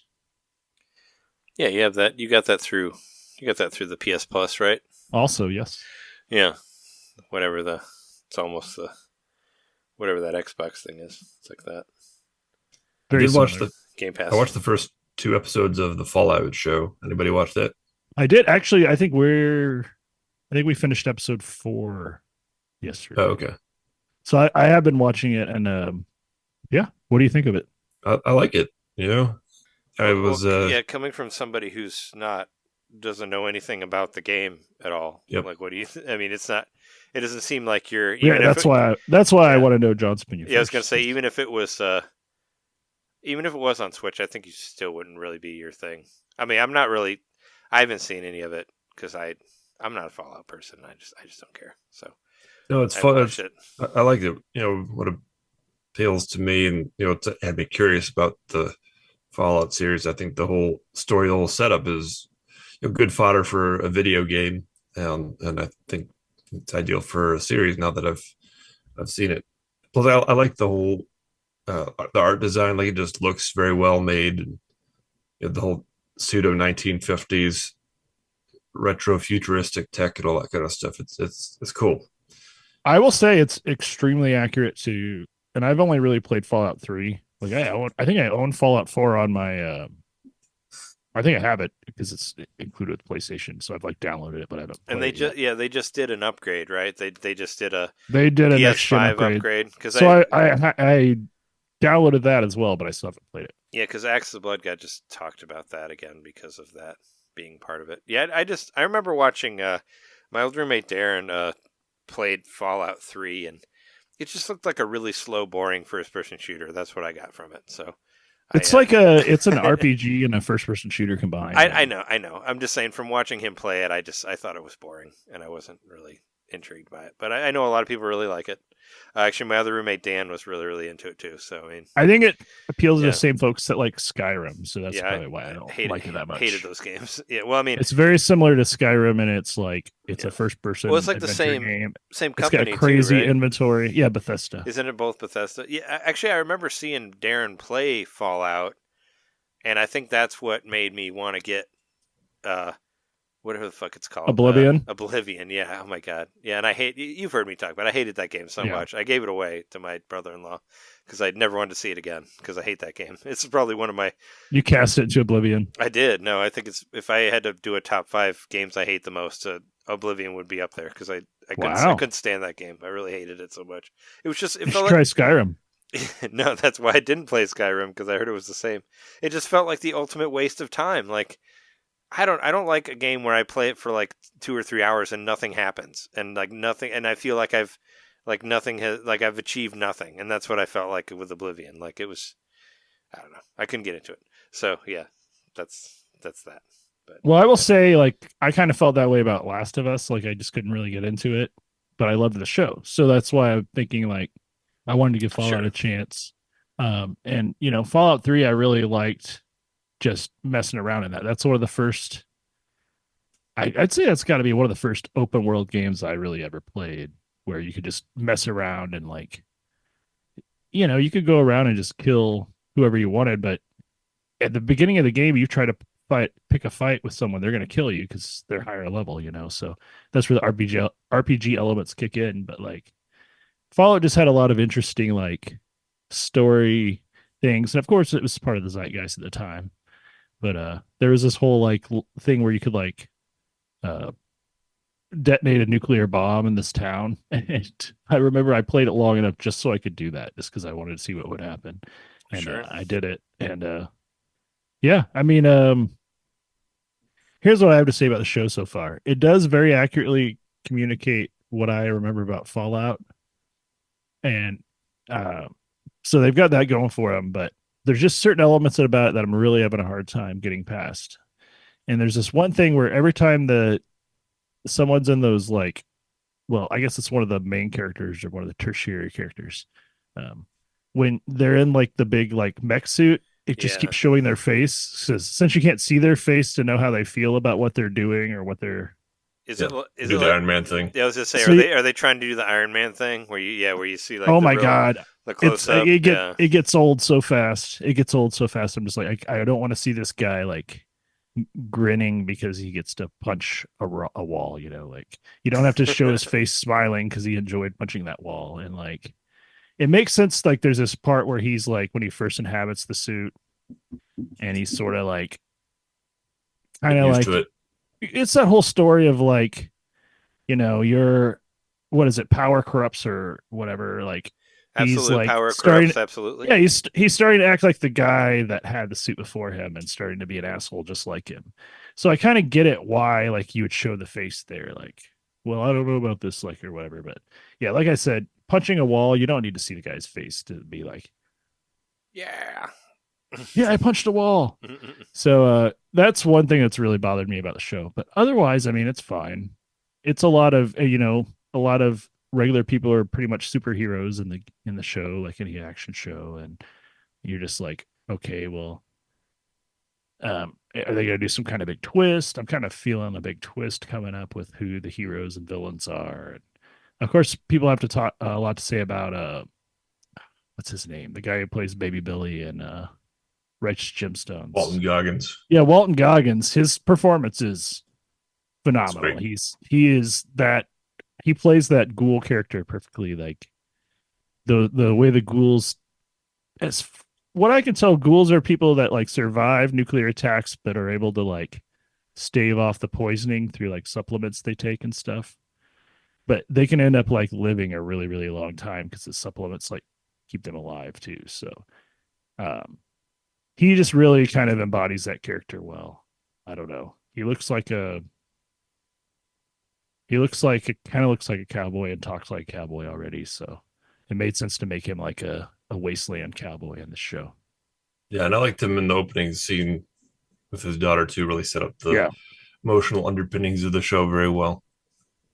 There was a moment in the second episode, which is as far as I've gotten, right, when the first episode and then the first half of the second episode all jump around between the three main characters. Yeah. And then when they did finally come together in that one scene in the town, that I thought was done very well. And it was also like, wow, they set up this whole Avengers thing within 2 episodes. And I feel like it's that, big moment when they all come together, and they did it really well. Get that grand sense from this show. I think it's being handled just about as good as it could be. I'll finish the first season at least. I mean, Shauna and I are watching it together. It's another one of those shows you don't want to watch while you're eating. I don't recommend it. Yeah, he mentioned that last week about it being gross or whatever. Oh, right. Yeah. So don't watch it while you're eating, but otherwise, it's a decent show to watch. And like, I don't ever want to keep watching it. Like when an episode's over, I'm like, cool, I'll watch another episode I'm later. good. So yeah, need a break. But I do enjoy it. Like it's somewhat mindless. I think that it hasn't presented any deep philosophical like thoughts to me or anything yet. It just kind of feels like the video game made in a show, which is probably what they were trying to do. So good on them. Sure. I watched it with my mom, who definitely knows nothing about Fallout. Oh, weird. Are you sure? Weird. I did, yeah. Yeah. I thought she was the mod of the original Fallout website back in the day. It's like, hey, Mom, you want to watch Fallout? You ever heard about this game called Fallout? I mean, Fallout 1 and 2 were isometric PC games, so she might have played those. I don't know. They're pretty old. Like, it goes back a long way. Yeah, I don't know. But my parents did like the other show, Last of Us. Oh, wow. Okay. Yeah. I wish my mom would have saw Last of Us. Did you see Last of Us? That was a crazy good I think show. my family would probably like it too. I haven't had them watch it, but they like zombie shows. So I mean, what was it? Last time I was at my mom's house, she was really into Better Call Saul, that kind of threw me off guard. Like my mom knew all the characters and all that. Did she watch Breaking Bad? No, she did watch none of Breaking Bad. She came into Better Call Saul completely cold and loved Better Call Saul. I told her about Breaking Bad, and she did watch it later, but I think she still liked Better Call Saul better, and I think it might be better than the other one. Really? I mean, I haven't watched. I kind of like them both equally. They're both great. I mean, but Better Call was later. I mean, it is cool that you could watch them in either order. Yeah, my mom had never even heard of Breaking Bad, at all. And we walked, and Jess and I came back, and she was watching the last season of Better Call Saul. Yeah, we heard Showtime. I was like, "Oh, you watched this?" And yeah, she knew we were talking about all the characters and Nacho and all the shit that happened, and yeah, she was really into it. But yeah, didn't see a single frame of Breaking Bad. But yeah, no, she did watch it after that. But yeah, I was really into Better Call Saul. It was a good show. So there you go. I plan on getting back into it someday. It's done now, right? So I could just It's done. watch Yeah, it. it All as one was show. done. Yeah, it's been done for a while. Last year, I thought it was year before, It maybe. was last year, maybe 2 I years remember there ago. was some Twitter buzz about it. Well, being we over. watched. I remember we were watching because I think they split up the last season into 2 things, and I think we started watching it in the Right. pandemic. They did that even. with They did it with Breaking Bad also. Breaking Bad. They do as it with well. a lot of things. And Game of Thrones last season, Yeah, but that show sucks. and the Harry Potter last movie. Yeah, and Hunger Games and whatever. They do it for a lot of things. But yeah. Well, should we talk a little bit about some 420 games? Yeah. I mean, you're done talking about your stuff, right, John? Yeah. Before I forget, I just want to, because we got some comments on the community page, and I just want to Sure. run through those. I was going to say them at the beginning, but I forgot. I'm sorry. But yeah, we got some comments on last week's episode. David H says, "So I tried the Cat Quest 3 demo. Way too short, timed ? But it has me with a day one purchase." I know last week he said that was really into the other 2 Cat Quests, so more to that. Then I tried the Saga demo, ... Wow, I mean, wow. I legit gave this a try for days, and don't know what's wrong. If it's me, please someone else let me know. But this feels just bad. I can't get into it. It feels like mobile trying to pretend to be console and not pulling it off at all! ! So the devs of Nintendo, thanks for the demos, because now I can make informed purchases. Yes, I mean, I mentioned it last week, the Saga games are always weird. Like, you don't really know, I played, Romancing Saga 2, which I think was the Super Nintendo one that looks like Final Fantasy 6, but it's very much not. I had a hard time figuring that out. I mean, they've always been really strange. Are these the Trails of Cold Steel games, or is that something else? No. Saga is... Saga Frontier.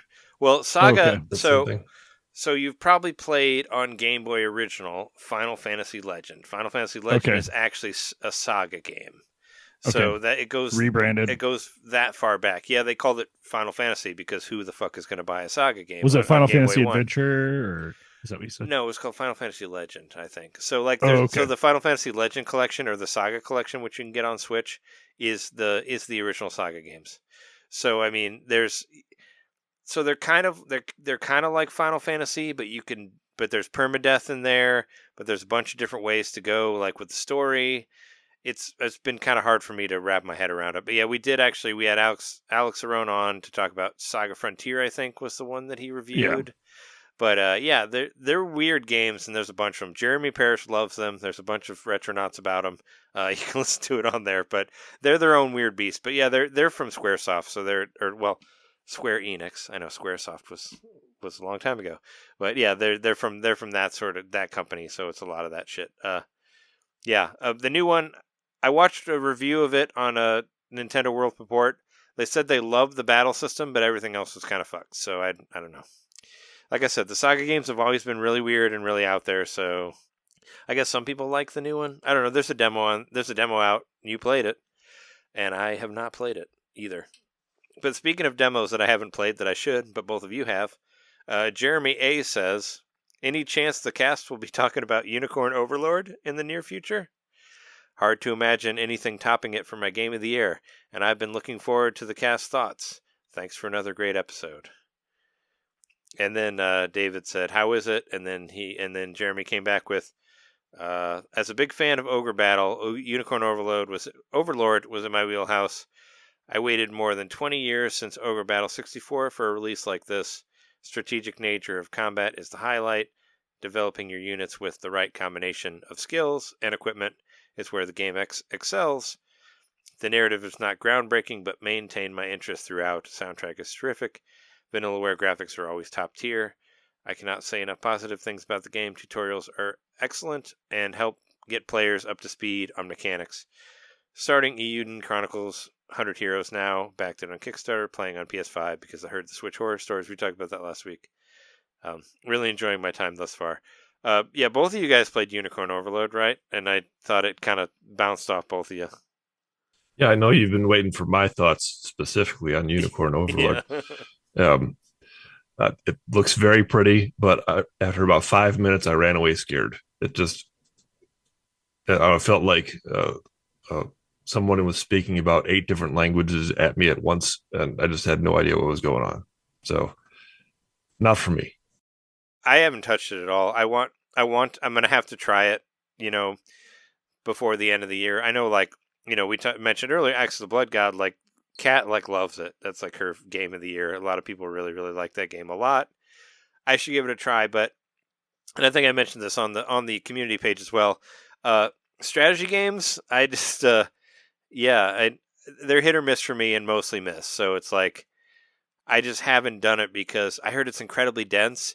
And, I've talked about how much I love Switch Up and their reviews. I couldn't even finish the review of Unicorn Overload even because it was incredibly dense. And I'm just I have no idea what they're talking about right now. So I didn't even watch the entirety of a review of it even before playing it. So I don't know. I kind of, that's my problem with strategy games. I like them. I like Fire Emblem, but I feel like I'm too dumb to play them also at the same time, where they're kind of hard for me to get into in that way. So.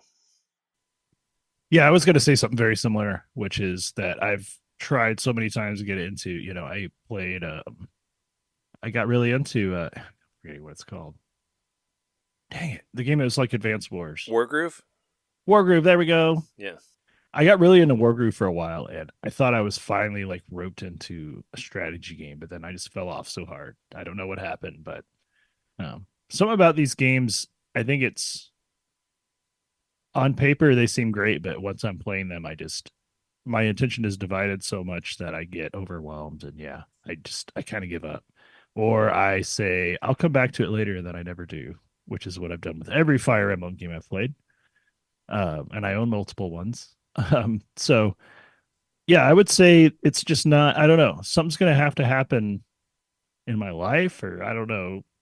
Something's going to happen where I'm I'm going to really just put my all into trying to get into a real or turn-based strategy game because I love RPGs. And obviously I love card-based games, which I never thought I would, but that's a thing that's been in more recent memory. So it makes sense to that I would love all the stat management that would come with a game like this, but I don't know. For whatever reason, it hasn't roped me yet. I think it's back to what what John said rather, where it's all these different languages being thrown at me at once, and I'm just but I just want to have fun. I just want to do fun stuff. I mean, with you saying that you liked Wargroove, I was going to say, well, but Wargroove is way harder than Fire Emblem. Wargroove is on the side. It's more like Advance Wars. Yeah. It's on the side of Advance Wars where. And I thought this game was more like Advance Wars as well. When I played a Unicorn Overload, it felt more like Advance Wars. Yeah, but you can level up your units. That's the big difference between Advance Wars and Fire Emblem. Is Advance Wars every battle is its own thing. You start from scratch every time, and that's why I feel like that's much harder than Fire Emblem. Where Fire Emblem you can level up your units and make them really powerful, and you can blow through stuff in that way. Whereas Advance Wars is you start from scratch on every level, so you got to build up your shit from nothing every time. So I find it much harder. And I do like Advance Wars, but Advance Wars 2 is almost I don't know, military computer or whatever. You got to be really smart to get through that second one, I think. I don't think it's about being smart, and I mean, don't sell yourself short, Trey. I'm talking about chess, chess mentality, that right. Sort of it's thing, it's a type of thinking that you got to think a whole bunch of moves ahead every time you do something. You got to think 10 moves ahead. It's a certain type of strategic thinking that is just not part of my mental vocabulary. I try to approach things in a problem solving kind of way. I always try to find the best solution to things in real life. But when I'm playing video games, I tend to just, I don't know. I'm in a wide open land and I'm just acting silly. So these games don't work for me in that regard.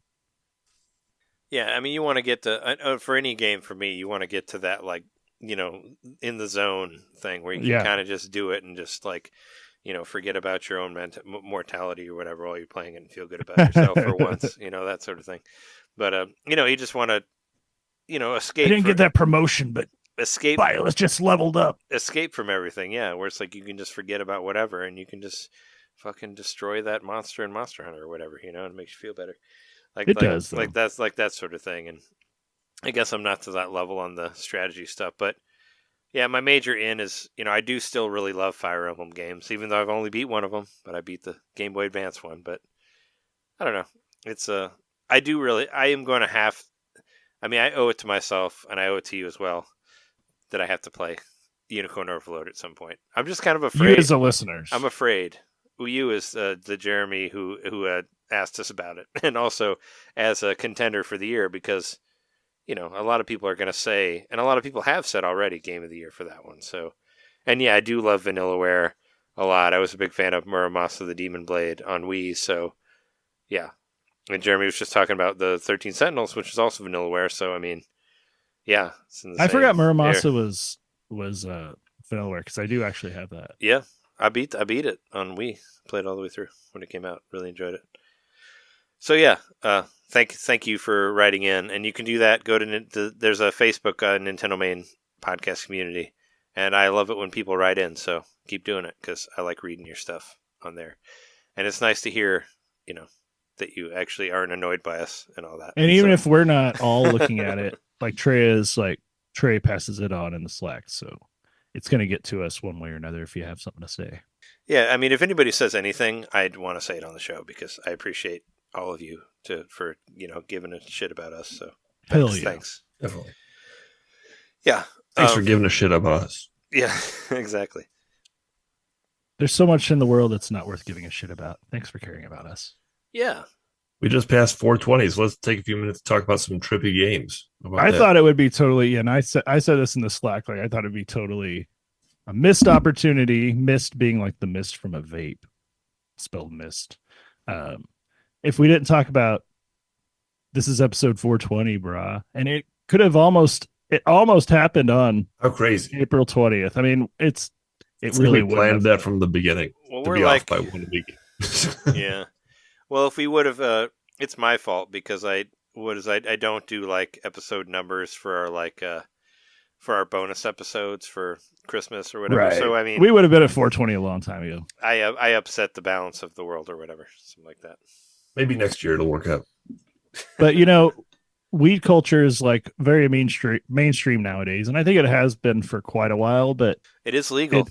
It is legal, and it was not legal. It's interesting to say, when we started this podcast, it was still illegal. That's what I always tell people when they make jokes about smoking weed or whatever, like it's something you should hide. I'm like, it's legal, right? You don't have to be like weird about it. It's legal. It's fine. Talk about it. It's fine. I think that's just part of the culture, like I know, but I always say, I remember getting made fun of when I would talk about weed around certain even people. though I'm like the least weed person ever. Like I had I had an edible with Jess, and I was freaked out for 2 hours. Like I don't like it at all. It scares me. So I'm not into it whatsoever. But people who talk about it, I'm like, yeah, cool. It's very harmless drug. Like I was talking to, we were talking to a friend just a couple weeks ago at that play we went to, or she was saying that they're only doing like weed now, and I was like, that's great. That's way better than like cigarettes or like alcohol or whatever. It's much healthier for you. Good for you. Like do it. I support it, but it freaks me out, so I don't do it. Well, we're not here to like condone or condemn weed per se.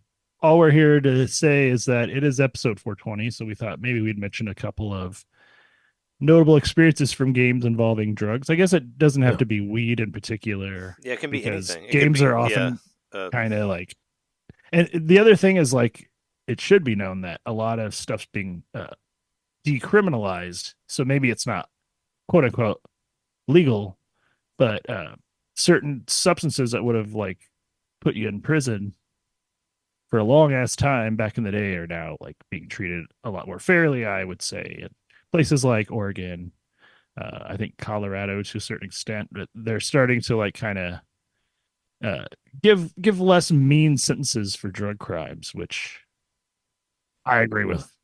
It just got moved down from a Schedule 1 drug to Schedule 3. Yeah. Well, the federal and state differences are still a thing. Well, I think a lot of it was also like racism, right? It's like absolutely. We can make you not, like if you have a felony, you can't vote, that sort of thing. Like another way to get to somehow let the Republicans win in a way, like it's another, we should break the system to, where it's like they can't win based on their ideas and stuff. Well, not popularity, because they would rather that you can't vote because they know that they suck and they don't want your actual opinions. They want to. I just that still blows my mind that they're like, oh no, we know we're terrible, but we don't want your opinion of that. So let's just limit your voting ability. So then we can do the electoral college or whatever garbage. Like that sort of thing. Do a little gerrymandering. Exactly. How about some trippy ass games to make us forget all these woes?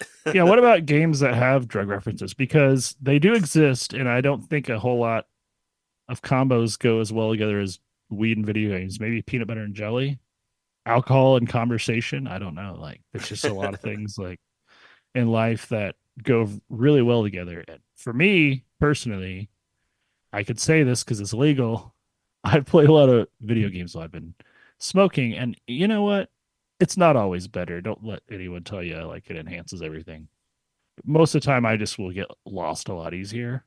But I do find certain games that I always like play, like games that I know like the back of my hand, I have more fun with because it becomes more fresh. It feels new for some reason. That's one of the things the drug does for me. Drug, substance, whatever you want to call it. But we should really just let's just like reference some video games, shall we? I think it'd be better just to like let's talk about some games that had, we don't have to get like super into it because I only had a couple of thoughts of my own. But Trey, you should bring up the one that that's probably going to come to most people's minds. A good mainstream example of drug use. Narc? No. I didn't think about that. I was thinking about Touch what you fuzzy, mentioned. get dizzy. Yes. So that's one of to me, that's one of the funniest ones because nothing in about a Mario game. Yeah, nothing about that. Even as a kid, when I played it, like nothing about that was like, oh, I was like, Yoshi's either it's like maybe like he got hit by a trank dart in like the Ace Ventura movie or something. Like I was like, that's definitely drugs. Like I didn't even like question it. I was like 12, so I was old enough to know better. But at the same time, I was like, Yoshi's on drugs in this scene. And yeah, it totally, the whole screen distorts and the music changes, and Yoshi's got this like weird ass look on his face that you don't see in any other part of the game. He's like on his tiptoes too. He's very they made a Yoshi sprite just for this level pretty much. And I think there's a little section in like a bonus level where the dizzy guys come back, but I don't think it's part of the main game other than that one part. So Nintendo really was like, let's just see how people deal with if the mushrooms didn't just make you grow. And now we have Mario Wonder where everything's like that. So that's what? In a way, Touch Fuzzy Get Dizzy created Mario Wonder, and I will stand by that. It's like it's almost not subtle, but at the same time, it does fit with the Mario universe. But again, not very subtle. It's like if you have the slightest awareness of drugs and getting high, and you played Touch Fuzzy Get Dizzy, you make the connection immediately. Yeah. If you're 8 years old and you don't, but give it a couple of years and you're 12, 13. So age 12, I got high. Yeah. And I was even like, that's not drunk. It wears off too quick for that to be drunk. That's he's like doing whippets or something. No, I didn't know that. But yeah, I thought that was very interesting. That why did Nintendo throw that in there? Throw that in there. They'll say it was to show off the Super FX 2 chip, but they really were just like, they were like, you got to get high when you play this game. If you're not going to do it, Yoshi's going to do it. So that's how I feel about Yoshi's Island, but not really. So I thought of a couple of games, and I wanted to stick to just Switch. So if anybody wanted to go out and have a trippy experience right now, you can download any of the games that I'm mentioning. First one that came to mind immediately was Spinch. And I mentioned this briefly here and there on the show. But I feel like this is a game that went under the radar and didn't deserve to be forgotten. It's a very memorable experience. It has a very very striking visuals. It's a good game. It's a good platformer. It's one of those like kind of loose speedrunnery type platformers along the lines of a Super Meat Boy, but not quite as punishing. And it looks like something that could have come from Adult Swim. It's just like got these bright cartoony visuals. It's all rainbows. It's a little bit pixelated looking, but not in the sort of tired way, that we've spoken about that that we're all getting a little sick of. But and then also like the sounds and stuff, like some of the sounds that come in every once in a while just sound warped, or even like you're talking too close into the microphone, just like a little bit scratchy, just in an unsettling kind of way. It all comes together for like a very strange experience. On the Switch, I think it's probably the game that most brings to mind getting high.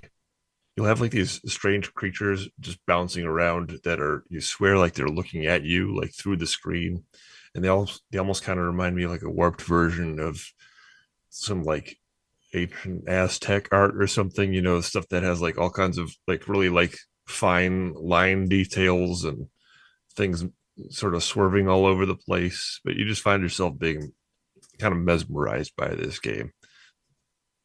Everything's moving, everything's pulsating, the colors are all flashing around here and there.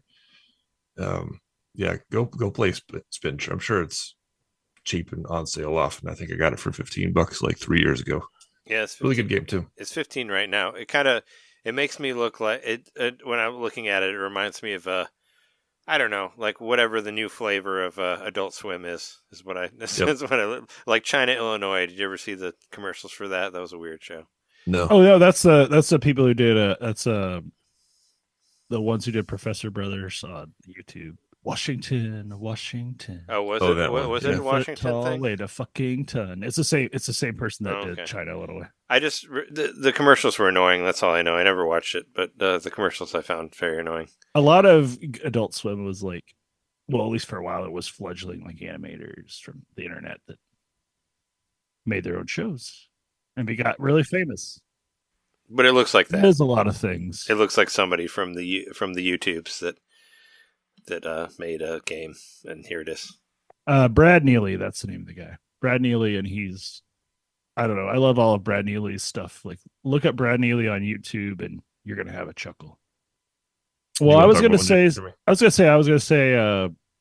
when it comes to like a trippy game, look no further than first party classic Super Mario Galaxy. The very first time I played Mario Galaxy, I was just like, whoa, bro, this is trippy.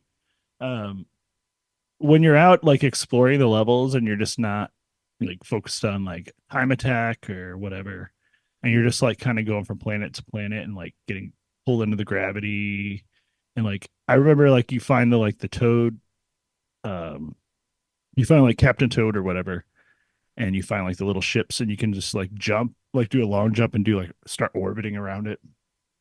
I don't know. I just remember that was like, that game just blew my mind. And of course, I think that's the first game I played all the way through when I was like actively doing drugs or whatever.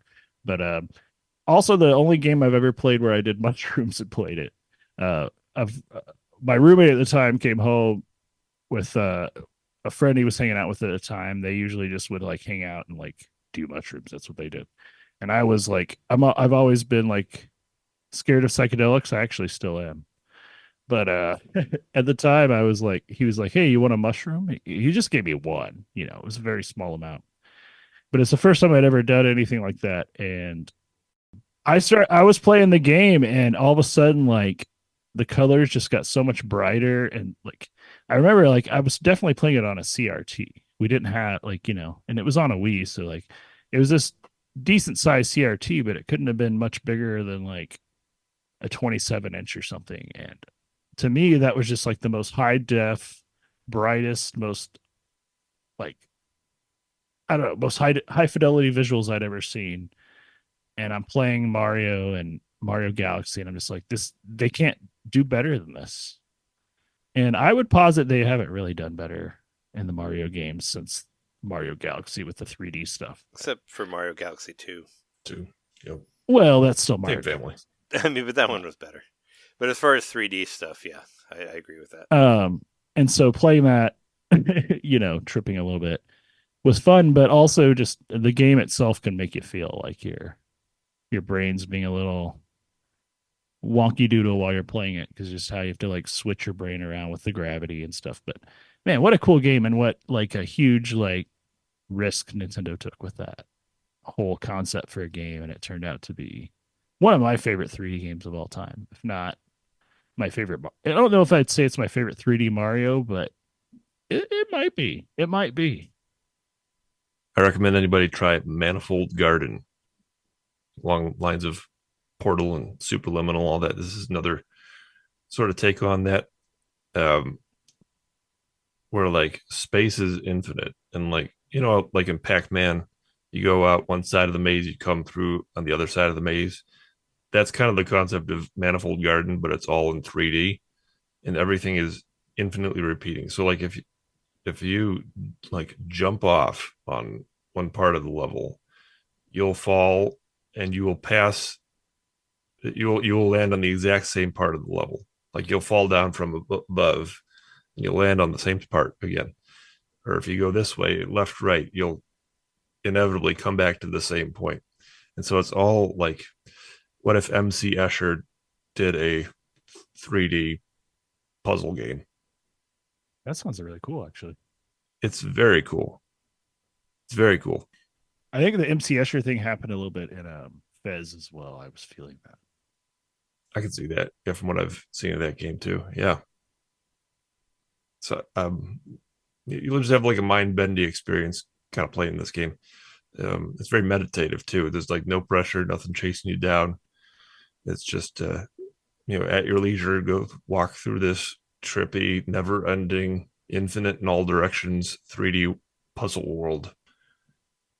And like you'll have to somehow figure out how to escape the I wouldn't say boundaries, because there's like no boundaries. It's tough to sort of put into words, but you have to escape the confines of this one puzzle space that can go on forever.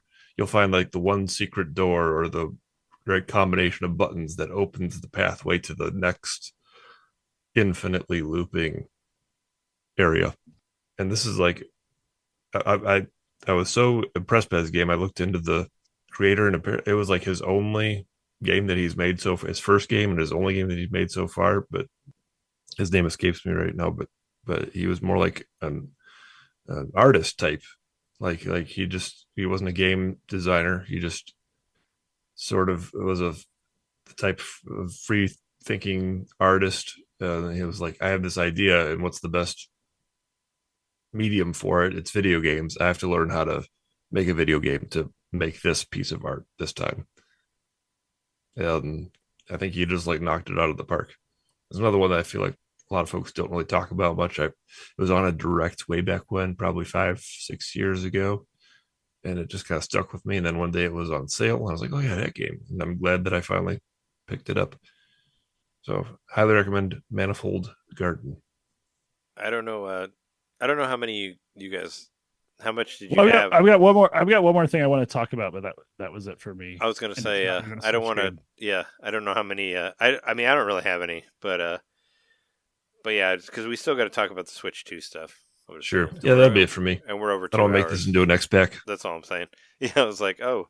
Let me just talk about this real quick, and it's not even a Switch game, but you know, it'll probably eventually be on some version of the Switch. I'm surprised it's not on the Switch yet. But it's a little game called Far Cry 3, which for whatever reason really like roped me in the year I played it, and it's the only FPS in a long time that I actually cared about. And a lot of stuff about it, you know, later on, Breath of the Wild kind of reminded me of some of the stuff as far as like how the open world works and stuff. But anyway, there's this one scene in the game, or you know, I'm talking about like it's a scene. There's this one like mission, you call it mission, where they want you to go destroy a farm. They don't even say what it is. They're like, we need you to go destroy this farm. And that's what your job is. So I don't even know what I'm going to be doing. I'm going to go like set off some explosives or this, that, and the other. But it turns out you go and it's this giant weed farm.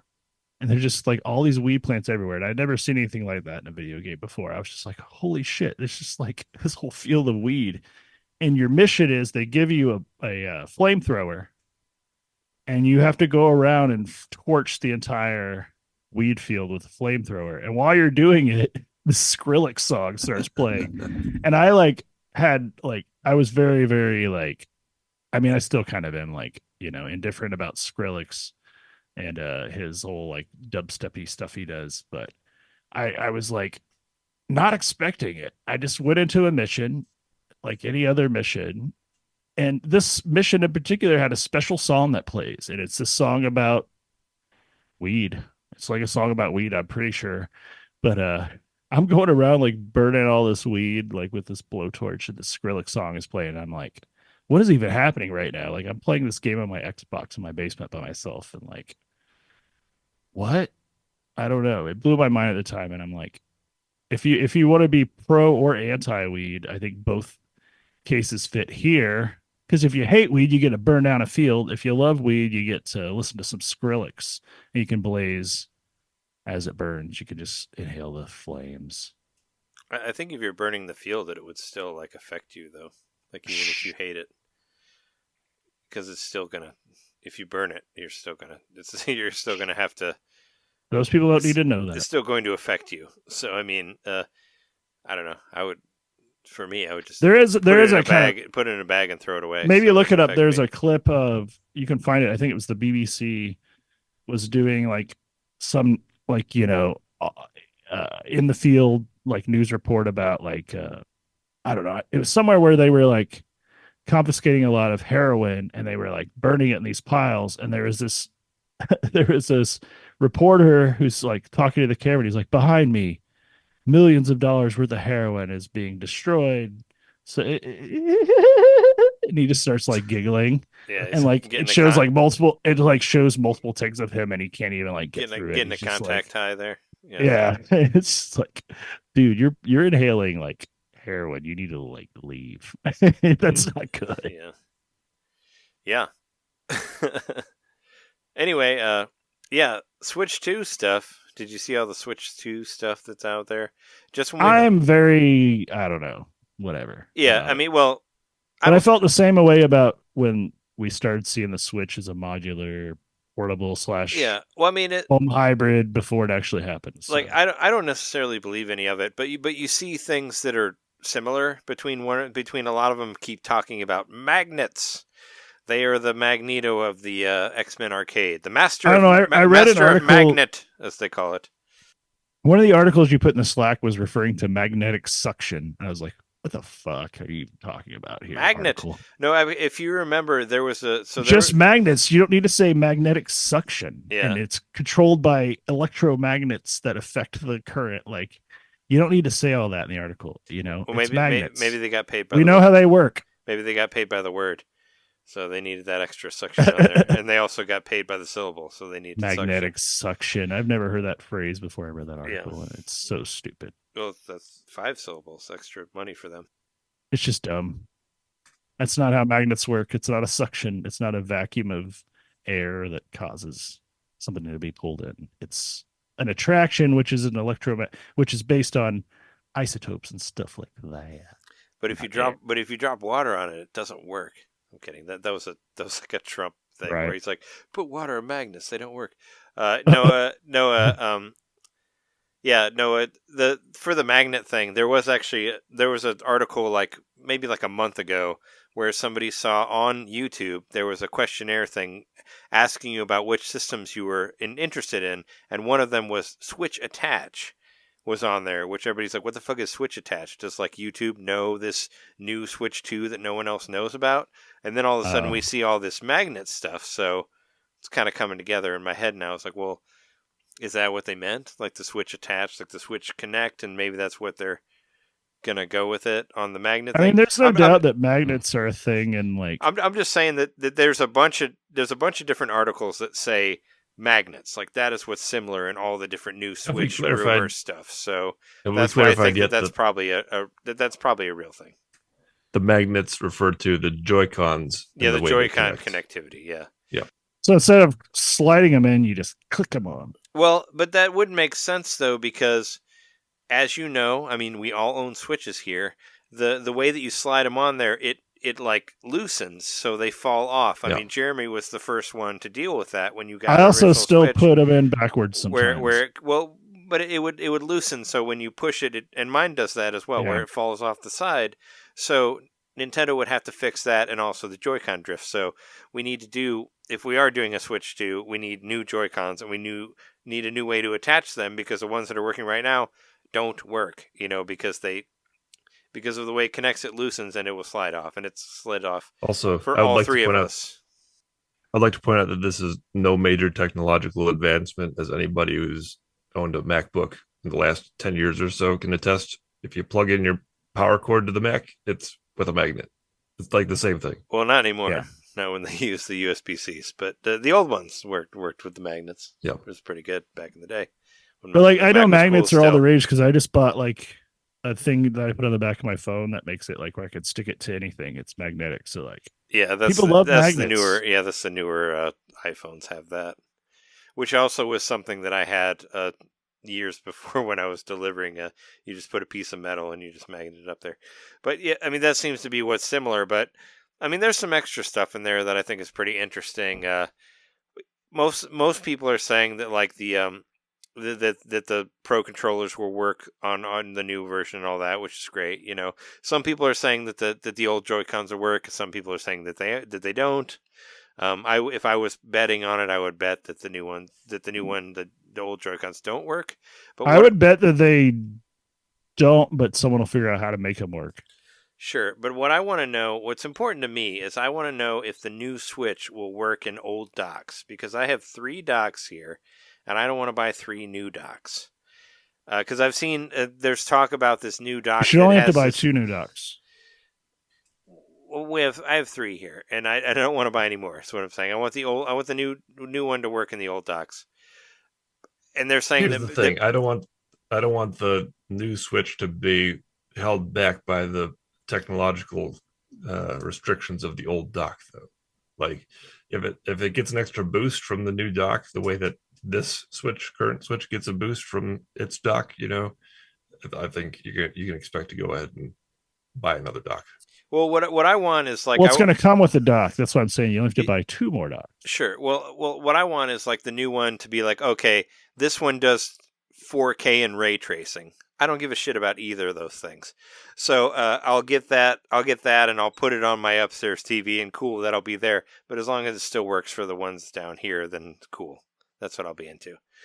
I mean, but that was one of the newest one too. It's like, oh, it'll have ray tracing. It's like, what it's saying cool. is about Who gives a shit about ray USB-C. tracing? But both the articles I read said it was USB-C, which I mean, Which I it is pretty much already. expected. Well, no, it already is, but like, it's not going to be some proprietary plug, which means unless it literally doesn't fit into the dock, which I guess they could do, then it should work. From what I heard, it's just supposed to be taller, I guess. Yeah, it has like a larger display, and this is what I've seen in a couple different things. That like the display will be higher, and it'll have a 1080p, whatever, because it's at 720 right now. Which, nothing about any who of this cares? is like surprising, other than maybe the magnets. But the magnets were like, I swear, magnets were part of the conjecture about the last Switch. Maybe I'm wrong, but Maybe magnets, so. man. Everybody thinks that magnets are like. I remember there was this whole smartphone that was like a big thing like 10 years ago, where you could like change out the components, and you would just buy a new component, and then it would magnetically click into your like phone, and then you would have like, like people have been thinking of that modular design for a long time, but it's never taken off. So, what we thought about the portable hybrid thing not working, and Switch made it work. So maybe they'll make magnets work. I'm kind of curious about the new. I saw a lot of people talking about the new button too. Like there'd be another button under the under the home. Well, there'll be or more whatever. buttons. There's no way around it. I mean, maybe that'll be. Well, I mean, the first thing I thought of is maybe that would link to a possible camera on there, because, Wii U and 3DS was better than the Switch because they had cameras on them, and the Switch is not. I mean, it has its like whatever its bottom camera on the right Joy-Con, but something that you could do AR stuff with, or whatever. I mean, I felt like it was missing something when it didn't have the camera like the 3DS and the Wii U did. I mean, what if you want to call people through your Switch too? Why not put that on there? Yeah, I don't care about cameras on my game consoles. I know, but everything has a camera, and it's kind of weird that the Switch doesn't. That's all I'm I saying. like less things that have cameras Yeah. anymore. It is weird that Switch doesn't have a camera when all the when everything has a Game camera. Boy camera, and all that stuff. I mean, they still don't have a Netflix app, and no one's getting being like, this new one's gonna have a Netflix app. Yeah, well, yeah. I mean, who cares? Yeah, you can watch. Well, that's how I felt about cameras. Netflix on whatever else. But yeah, no, I mean, it's just interesting that there's all this like deluge of new Switch stuff just coming from different areas that all kind of have similar stuff to it. That's all. But we don't have to say that much more about that. But yeah, that means that maybe we'll have something coming at some point. I don't know. A lot of this also kind of makes it look like it's not going to be that much different. But that seems like.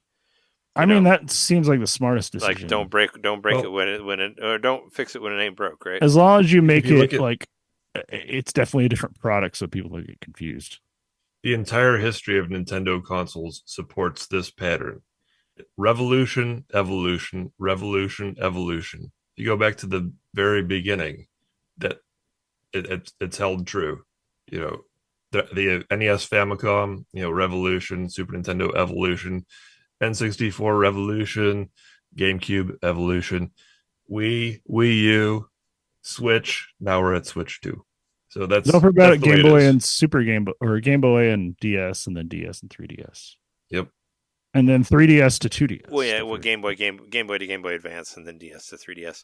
But also, another interesting thing about that though is that it's always like.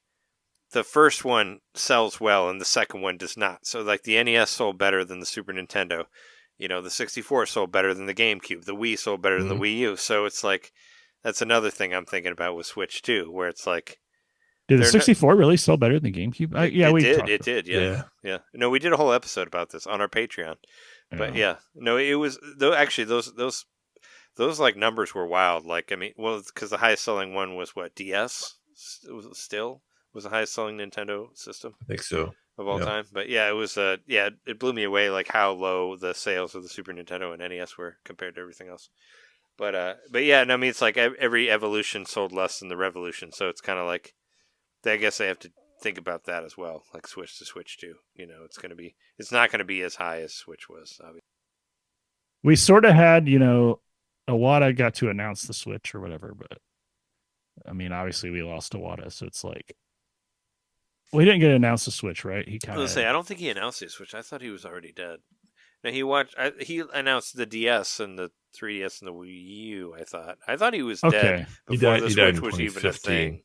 So before they were showing anything. Yeah, before we even knew what the Switch was, he was dead. I'm pretty sure. But at this point, the news that he had worked on the Switch. That might be what you're thinking of. So this will be the new the all new team. Well, there was because there was like the hidden golf thing in there that was a reference to Iwata, like that was in the Switch. But yeah, no, I don't think he ever talked about it before. And to be honest, we haven't had a new console period in like handheld or because I know they're combined now, but like the fact that it's been 7 years since the Switch came out, I don't know. It's weird. It's weird times we live in. Like, we'll get the new Switch, and it's most likely that we live in the times now. It's not going to be a revolutionary thing. It's just going to be better, like incrementally, I think. I mean, from what I've seen, I mean, like I said, all of this is rumors, but it seems like it's just going to be like a Switch Pro. It kind of seems what I'm getting from it. Like, you're not going to see, like, obviously you're not going to see a handheld like PS5 or whatever, but I mean, and I guess that's what we always kind of thought, but it seems like it's not going to be that much different from the other one. So Switch Pro rumors live on. Yep, still going. But yeah, maybe they'll call it Switch 2. Go back to 2016, you can hear us talking about NX the same way. Yeah, right. Well, yeah, they should say something about it by now. Yeah, but that's enough about that. I guess we could just try to run through whatever news is left. News. Don't snooze or you miss the news. The only thing I want to talk about that's coming out this week is a little game called Endless Ocean Luminous, which I think is probably out by now because Nintendo releases games on Thursdays instead of Fridays now. I don't like it. It's upsetting my whole world. Like, they should come out on Fridays always, not Thursdays. What the fuck? You're screwing everything up. No, So Endless Ocean, I noticed has not been getting great reviews, but Uh-oh. but you know what? And I like Logan Plant from NVC. I think he's a great dude. But also at the beginning of his review, he said that he had never played Endless Ocean game before, and some other reviewers also said they had never played an Endless Ocean game before. So I feel like maybe people don't really understand what Endless Ocean is. I went way back, and I watched Matt Casamassina's original review of Endless Ocean 1 on IGN. And he was even saying then that people don't really understand what Endless Ocean is. But at that time, it was a $29.99 game, and now it's a $49.99 game, which I do agree that maybe it's too overpriced. I think that people don't really understand what Endless Ocean is. Because, yeah, all you do is you swim around and you find fish. And you get online and you talk to your friends about finding fish. That's all that it ever was. And that's what it is now. So, maybe you expected it to be, Subnautica or something. It's not that. It never was that. And it never will be that.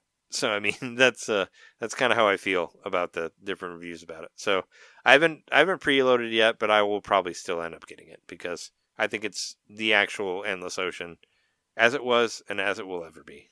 And that's... I looked on Metacritic out of curiosity. It's got a 63 so far. That's higher than I thought than they would give it. But Metacritic probably also never played any of the Endless Ocean games. So what do they know? They don't know anything. Metacritic didn't even exist in Endless Ocean 1, so they don't know. They don't know about finding all those different fishes, those coelacanths. No, I'm still kind of interested in playing it. So there you go. Don't listen to reviewers. Just listen to podcasters.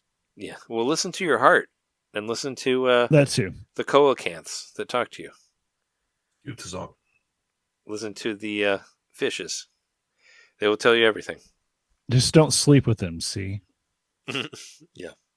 Is there anything else anybody wants to talk about? Not really. News-wise, so there's a rumor that there's a Metroid marketing campaign coming up in May from Jeff Grubb. Yeah, he's never wrong. If true, it would probably point to Metroid Prime 2. Well, or Metroid Prime 4 as well. I mean, yeah, that would be great for me because it is my birthday month right now, the month of May, and Metroid is my favorite Nintendo franchise. So yeah, bring it on. Let's do it. Let's throw all the Metroids at me. I will give you all the money and play them and enjoy them greatly. So it'll be good for me. We're getting a new Jackbox. Oh, I was going to say, yeah, we got to mention this. Just for grown-ups. No kids allowed. It's the Jackbox Naughty Pack.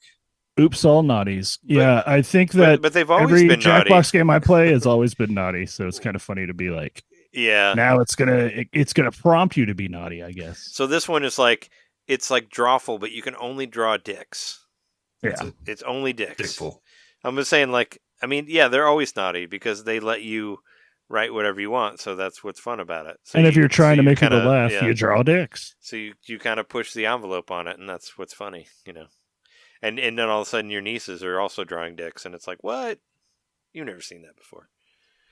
No, it's funny, because the whole family steers into it, and it's like, let's be as over the top as we can, and that's part of the fun of it. I'm wondering what makes it so this is adult. It's like, are we only going to talk about Palestine or something? It's just serious. Palestine and our taxes. There's just it's just a teaser trailer. So the teaser trailer is pretty funny. This box shows up and it vibrates.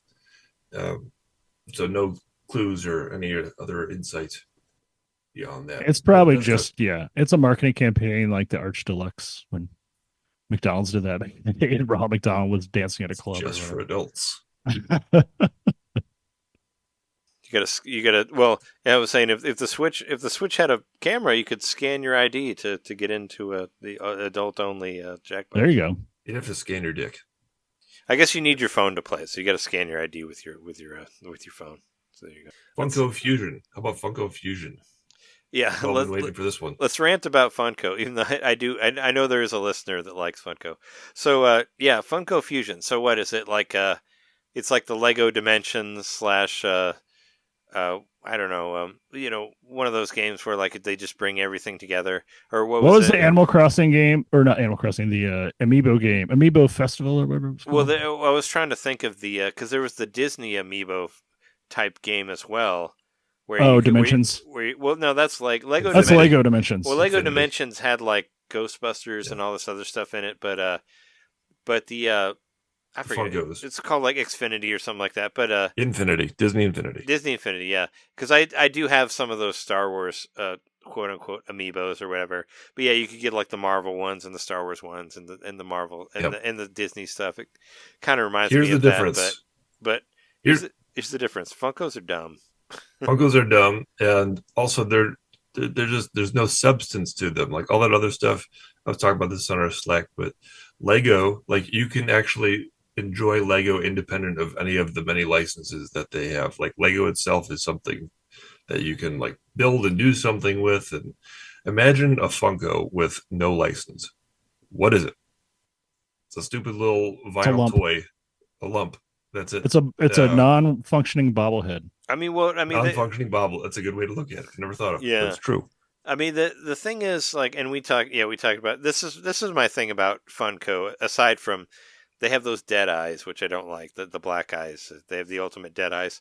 But also, my big thing about Funko is like, hey, let's take this character that you love for whatever reason you love them, and let's rob them of anything that ever made them cool, and make them look exactly the same as every other Funko toy that exists.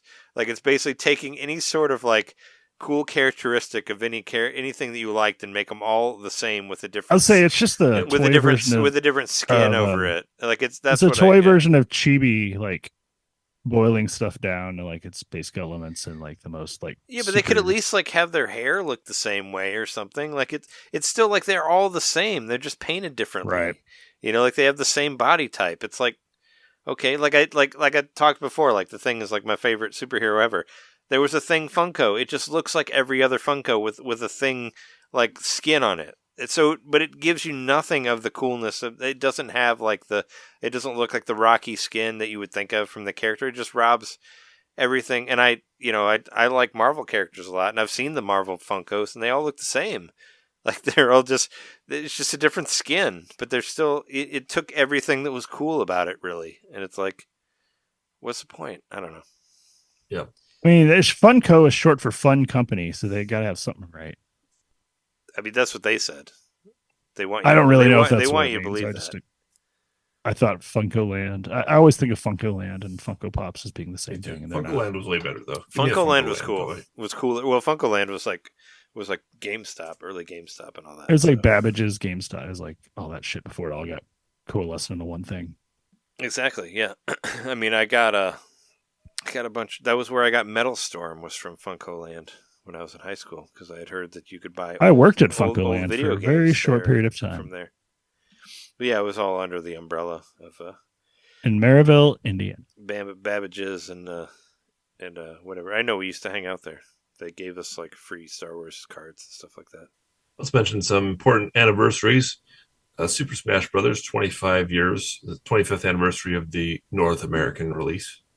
Originally released on April 26th of 1999. I was going to say, I thought this already happened, but maybe it was a Japanese release. We I were thought trying it to was celebrate like, the Japanese, yeah. Yeah, I thought it was like months ago. So, yeah. yay, Smash Brothers. Smash Brothers. Remember what we were doing 5 years ago as of April 30th? We were all gawking at Ugly Sonic. Yes, it's the 5th anniversary of the Ugly Sonic trailer. Yeah, remember 2019? We didn't know what was coming for us then. Yeah. That was a long Yep. time. All we just knew is paradise. there's a bad-looking Sonic model. Well, I mean, 2019, I was in Jeremy's position. I was about to get married, so I had all of that going on.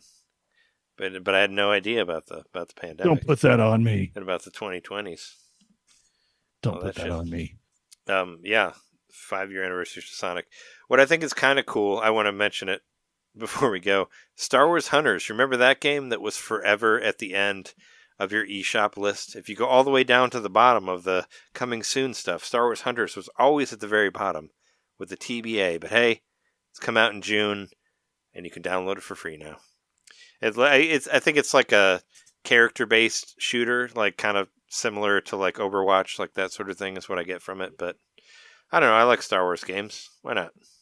I mean, it's free. It's free to play. I mean, you just bought one on Game Gear. I did. Yes, I did. I did buy the Star Wars game, but I don't have to buy this one at all. It's free. Coming out the 4th of June. It finally got a release date. I feel like this was on a lot of our bingo cards for a long time.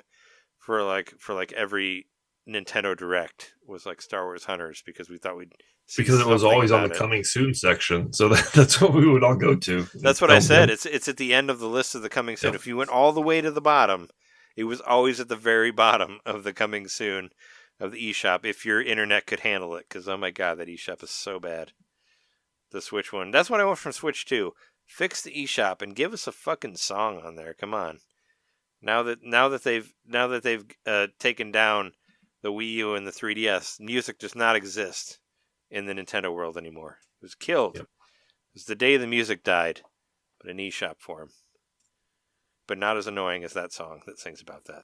I got to tell you about this. I was at work the other day, and in the break room there's a TV, and it's always just on whatever. And I'd never actually been watching it. I'm using my phone during my break time. But I look up and there's Final Fantasy on the TV. I thought that's weird. It's a TV commercial for Final Fantasy. That's weird. Final Fantasy's never on the TV. It could have been Rebirth. They had a game that came out not that long ago. No, I just thought it was weird because first of all, I don't watch proper TV anymore. I like streaming. I watch everybody else. But then to see an ad, they're doing a Final Fantasy ad on TV. All right, interesting. But then there was like something off about this ad. I was like, wait, this isn't like there's Final Fantasy characters, but this is not for Final Fantasy.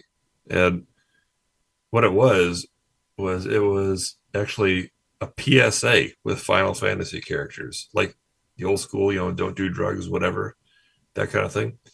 Like, what is this about? And the character they're talking about like friendship and being there for one another and all this stuff. Like, what is this really about? Okay, it's actually an ad from the ad council, the same people who made like Smokey the Bear and that kind of thing.